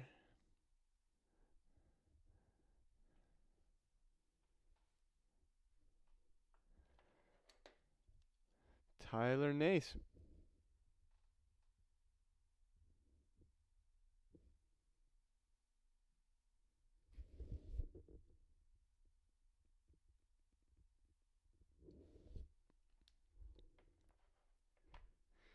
In the middle of the course, Tyler is now in first place. That would be my bet.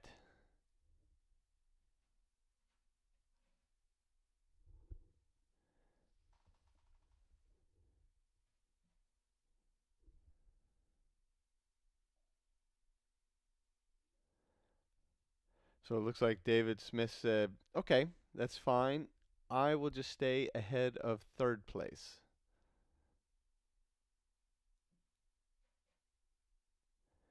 And it appears his rating came way down. And he's just monitoring James Nelson over in lane 1. Just making sure he stays ahead of him. There, quick look over. Oh, rating comes up a little bit.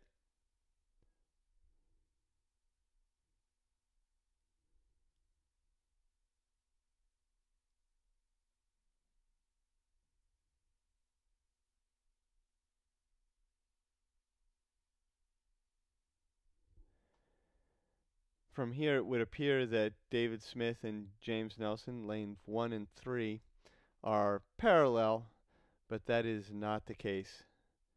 David Smith on the left-hand side is still ahead of James Nelson, who's over on the right-hand side.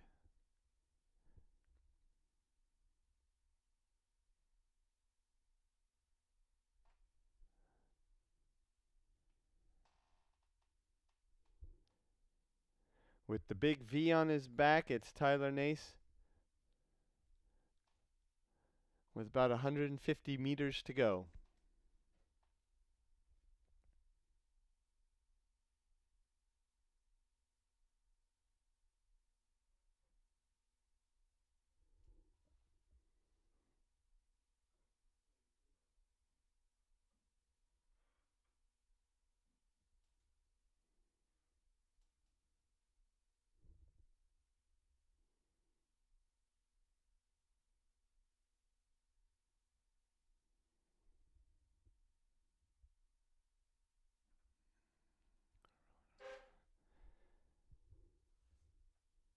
Across the line was Tyler Nace.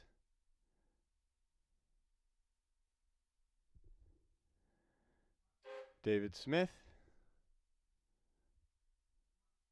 James Nelson.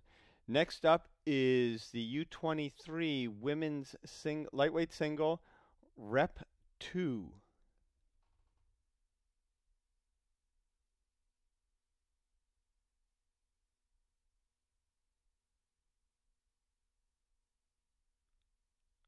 And we'll get to that as soon as we can.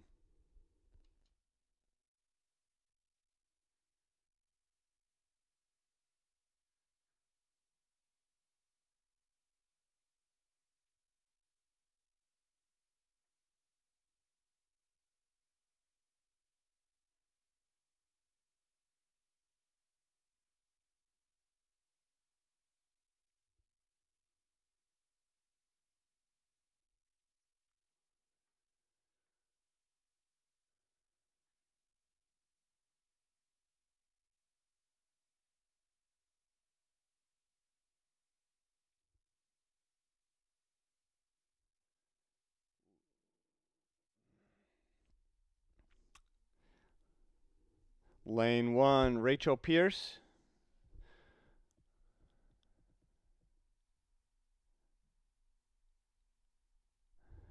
Lane 2, Jennifer McIlvain. I'm sorry, this is Rep 1. Rep 1, my apologies, Julian Knowles and Elizabeth Martin.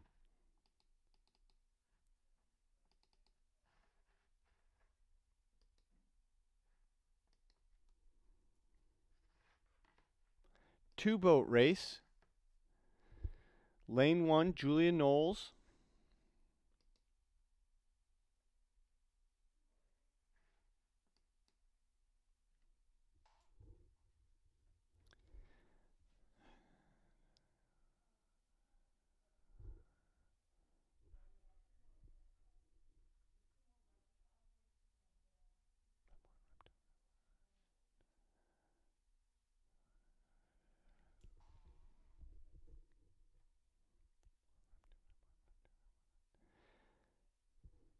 And that is Elizabeth Martin.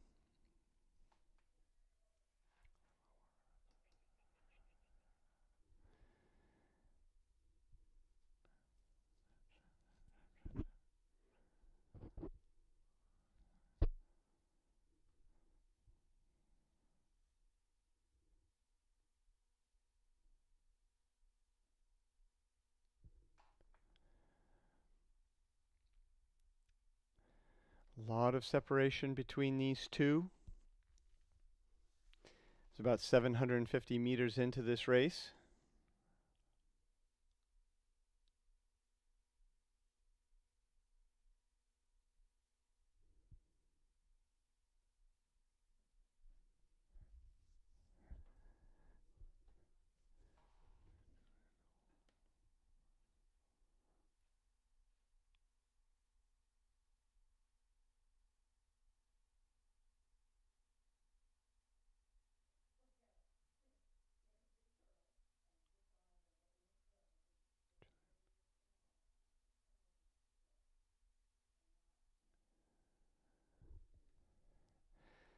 Thousand meters.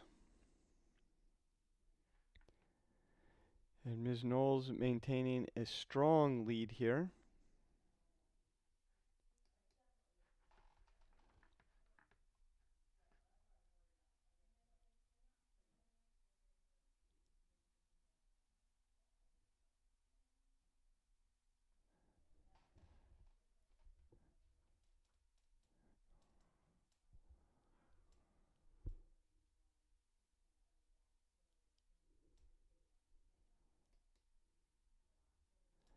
And to the finish tower.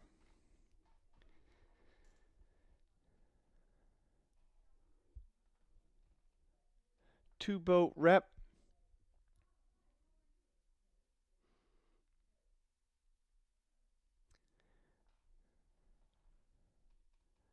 With right now the clear winner being Julia Knowles, but they still have about 750 meters to go.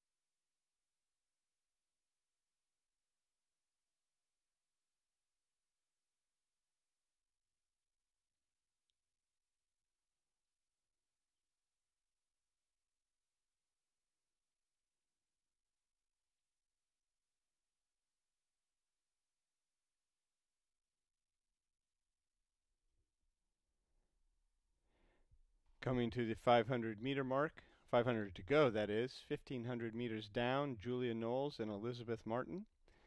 In the U23 women's lightweight single rep 1. And it is Miss Knowles out in front.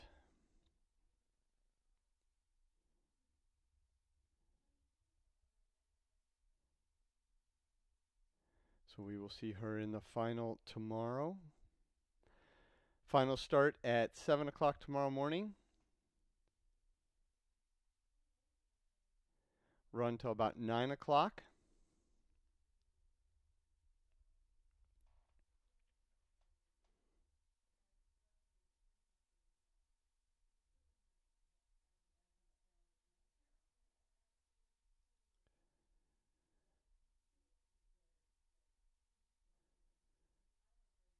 $250 meters left for Ms.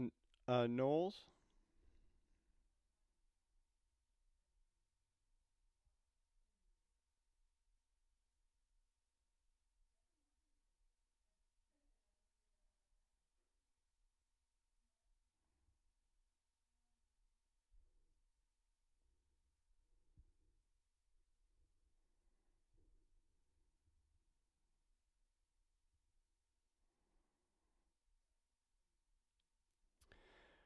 She's taking the rating up, practicing her sprint.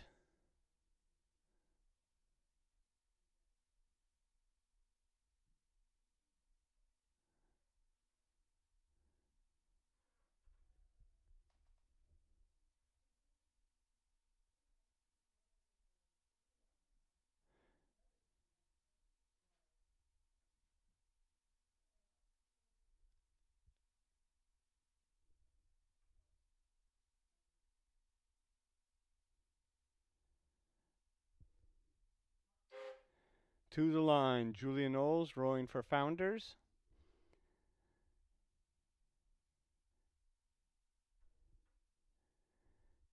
And this is Elizabeth Martin rowing for UBC. Next up is the second rep, and it is on the race course right now, and we'll get to it as soon as we can.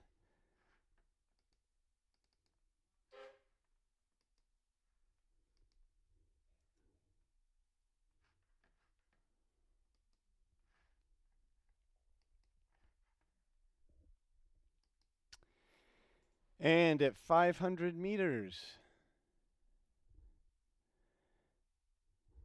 it is Jennifer McIlvaine rowing for Craftsbury out in front, followed closely by Rachel Pierce from Vesper. And Bridget Bain rowing for Riverside in lane 3 and currently in third place.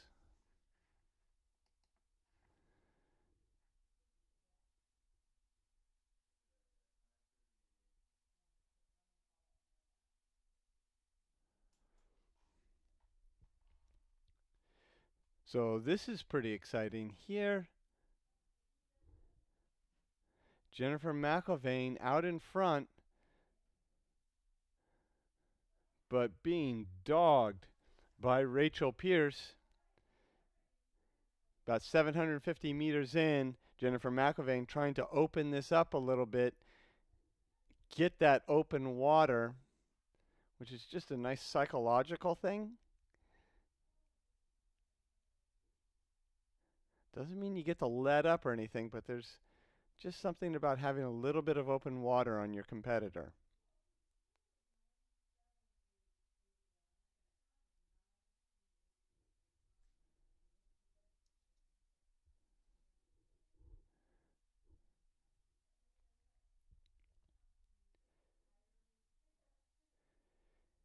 And it looks like she has that open water now.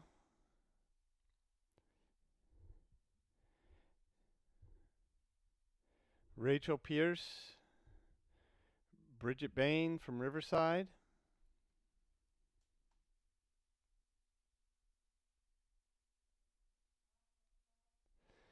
Just barely a bit of open water as they get close to the 1,000-meter mark.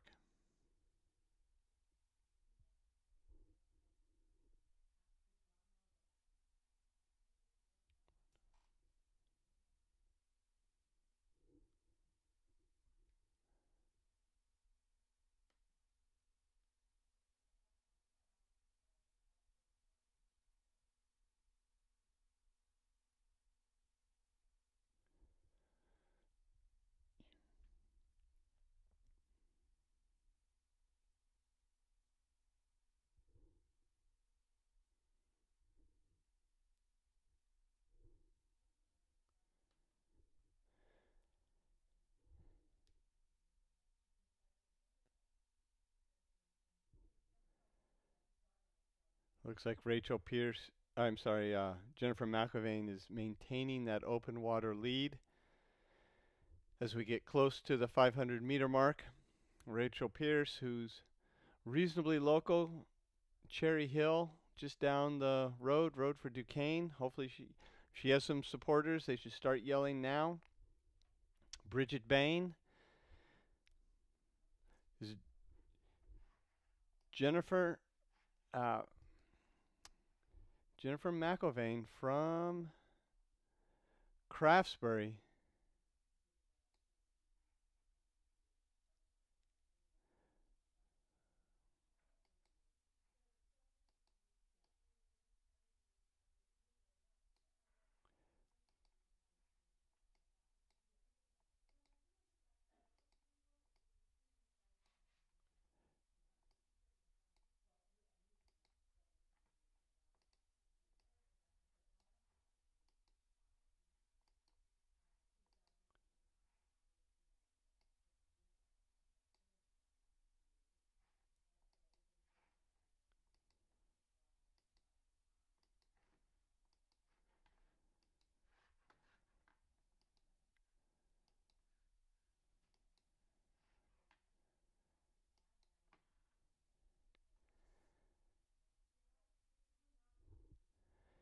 Jennifer McIlvaine out in front.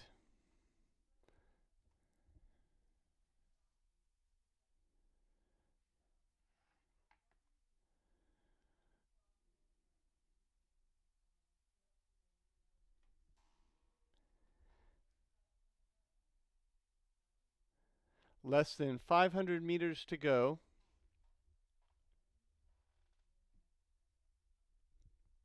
Jennifer McIlvaine, Rachel Pierce, and Bridget Bain.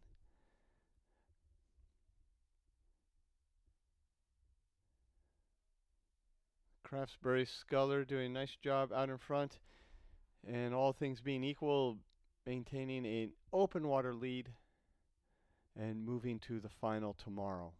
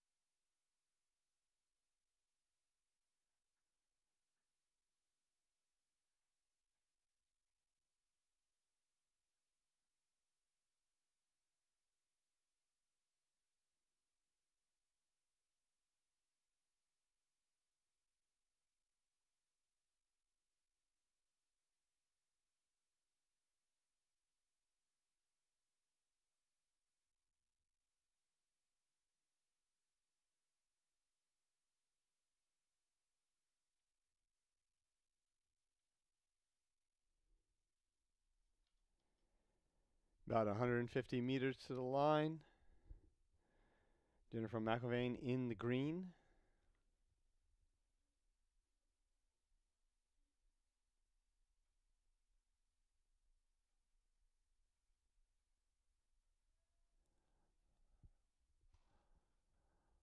About a boat length of open water over Rachel Pierce.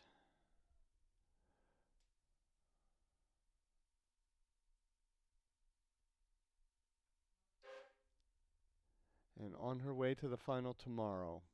Rachel Pierce across the line. And in third place will be Bridget Bain rowing for Riverside.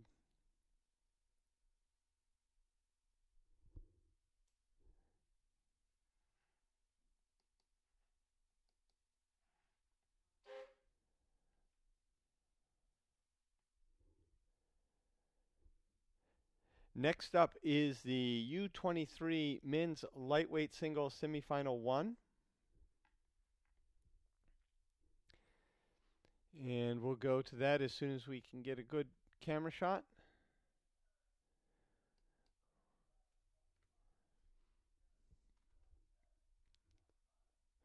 Semifinal 1 and semifinal 2 both have 4 boats.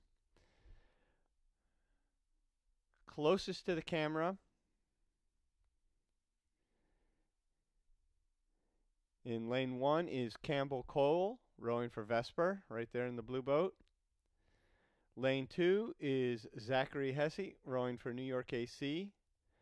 Lane 3, Dominique Williams rowing for Craftsbury. And lane 4 on the outside is Brian Kungle rowing for Vesper.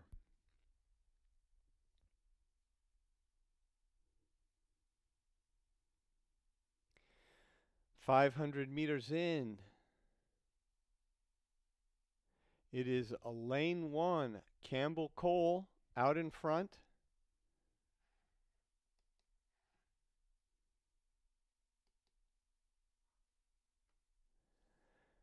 And it appears he has open water.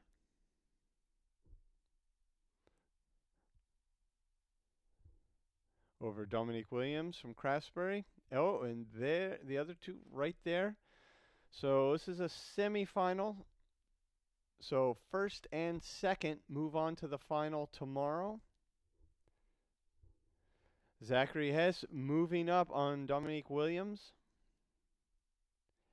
And passing now into second place. So it is Campbell Cole and Zachary Hess, lanes 1 and 2.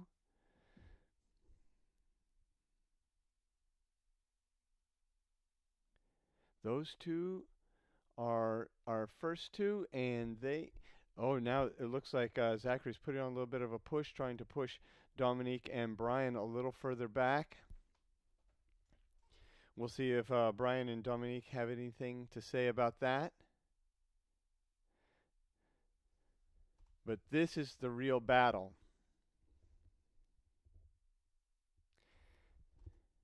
Because Campbell Cole is got open water and looks pretty comfortable out there.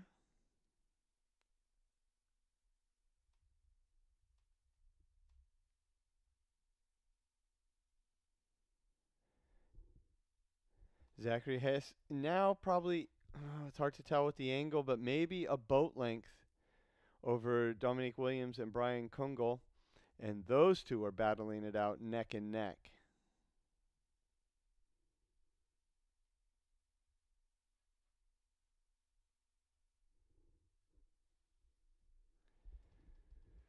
Thousand-meter mark.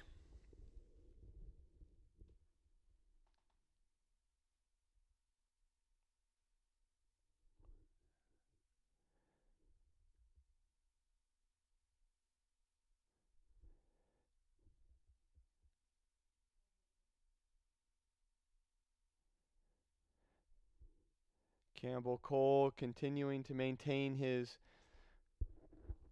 looks to be comfortable advantage.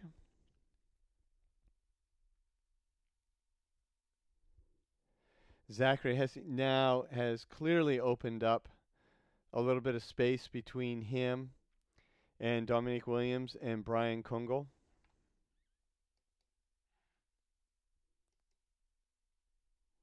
From the finish tower, we'll watch the last 700 meters or so of this race.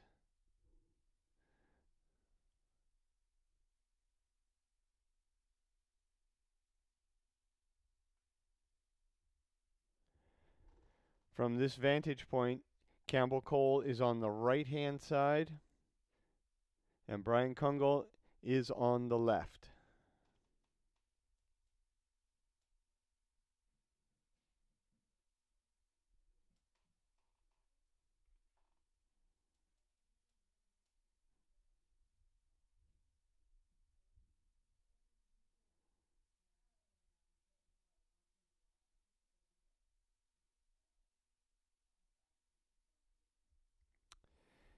And from here, it appears the echelon goes from right to left. Campbell Cole being out in front, Zachary in second, Dominique in third, and Brian Kungle in fourth.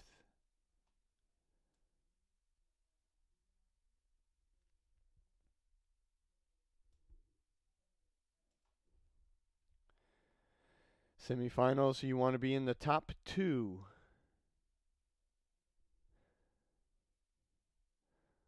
So Zachary Hess needs to just stay ahead of Dominique Williams and Brian Kungle to make it into the final tomorrow. Right now, that doesn't appear to be a problem.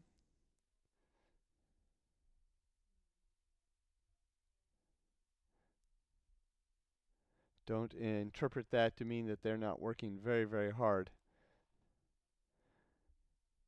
Because they are, even if you have a nice lead, you still have to maintain your focus. There's a bobble or two, bad stroke, a little bit of a crab like we saw earlier. All of a sudden you go from making it into the final to not.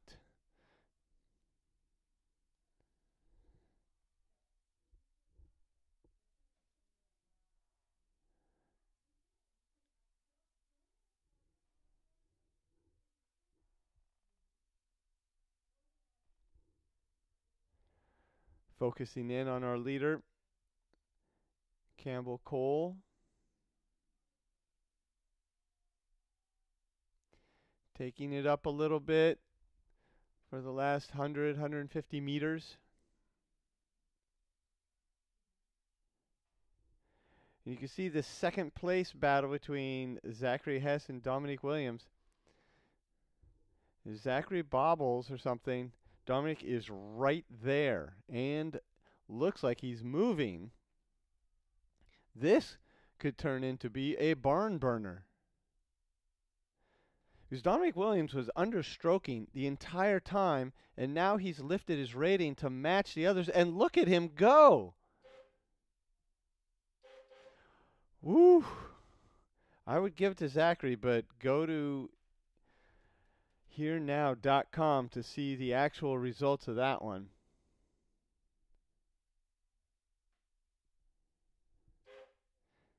And Brian Kungo coming across the line. The second semifinal is up next.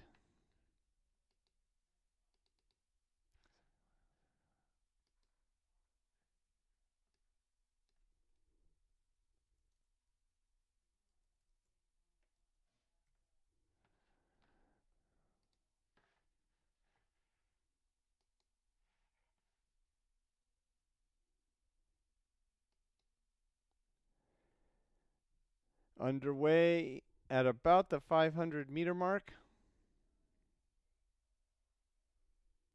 It is semifinal 2. Lane 1, Sean Hayes from Row America Rye.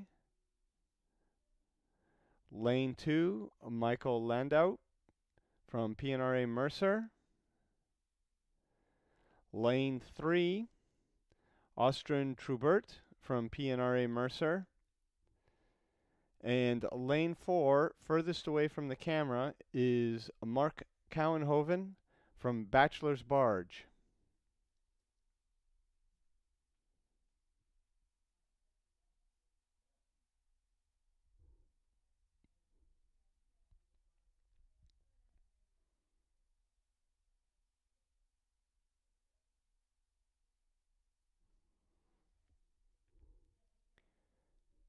Again, a semifinal, so top 2.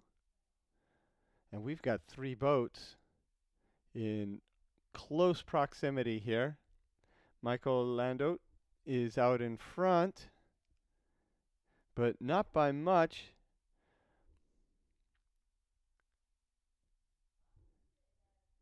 Teammate Austrian Trubert.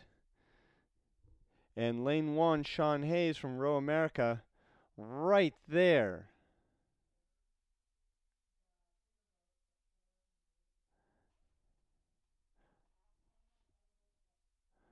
All 3 still overlapping, and second and third place, judging by the buoy lines, there's not a foot difference between those 2. So they're racing each other. So are they going to get are they going to cut down Michael's lead? Right now it looks that way. Sean Hayes is moving up a little bit. It's bow over stern, bow over the middle of the stern deck.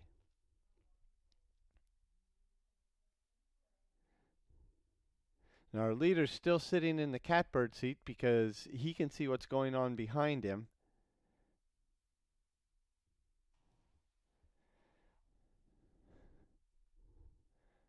Now it's Sean Hayes. Well, it was, and then he just got pushed back. Camera's going through the dead zone here. We'll come out of it in just a second. Now this race is starting to tighten back up again. It was over in lane 3. Austrian Trubert rowing on home waters.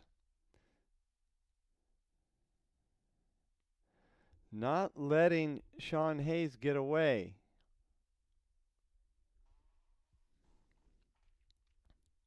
Now actual places haven't changed. Well, now the margins are starting to change. Michael, our leader, is broken open water over Sean, and Sean appears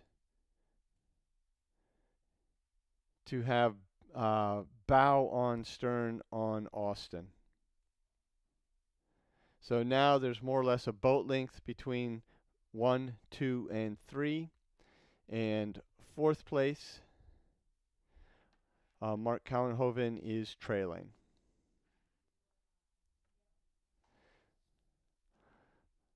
Last race of the day, so I have the camera launch follow down a little bit further.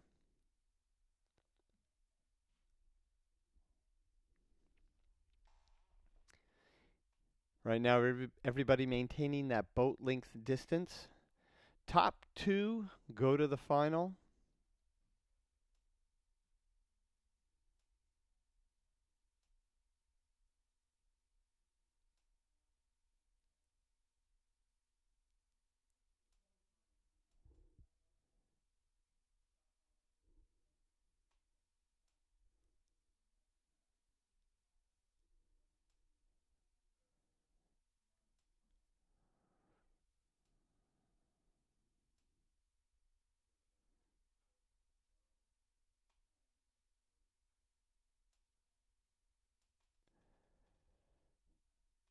Past the 500 meter mark, 500 to go.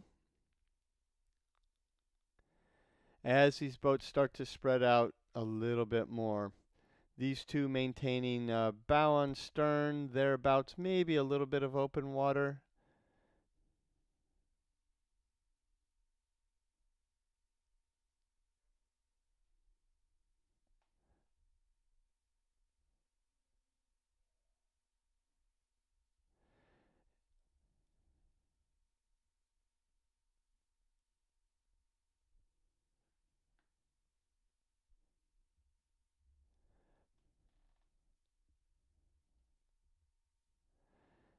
Now everybody's got open water on their closest competitor.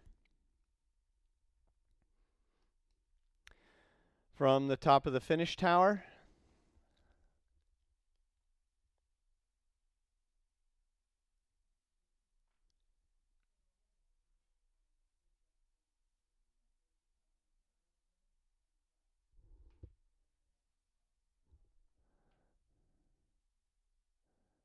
here we see lanes 1 and 2.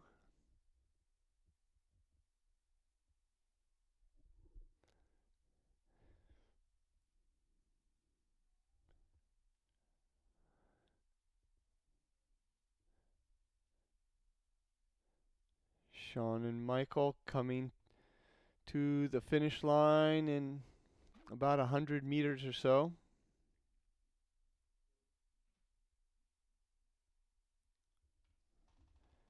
Michael looking at where is that finish line? Bring it on, bring it on.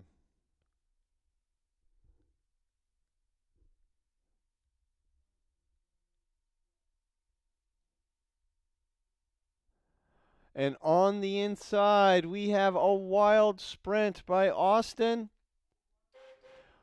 Oh, herenow.com. That's where you're going to find the results. What a sprint by Austin in the last 100 meters. Well, that's it for racing today. Tomorrow we start at 7 o'clock. Mark Cowenhoven coming across the line. Start with 3 para events right off the bat in the morning, and then move into U23 and senior World Championship events. And we'll see you all tomorrow morning at 7.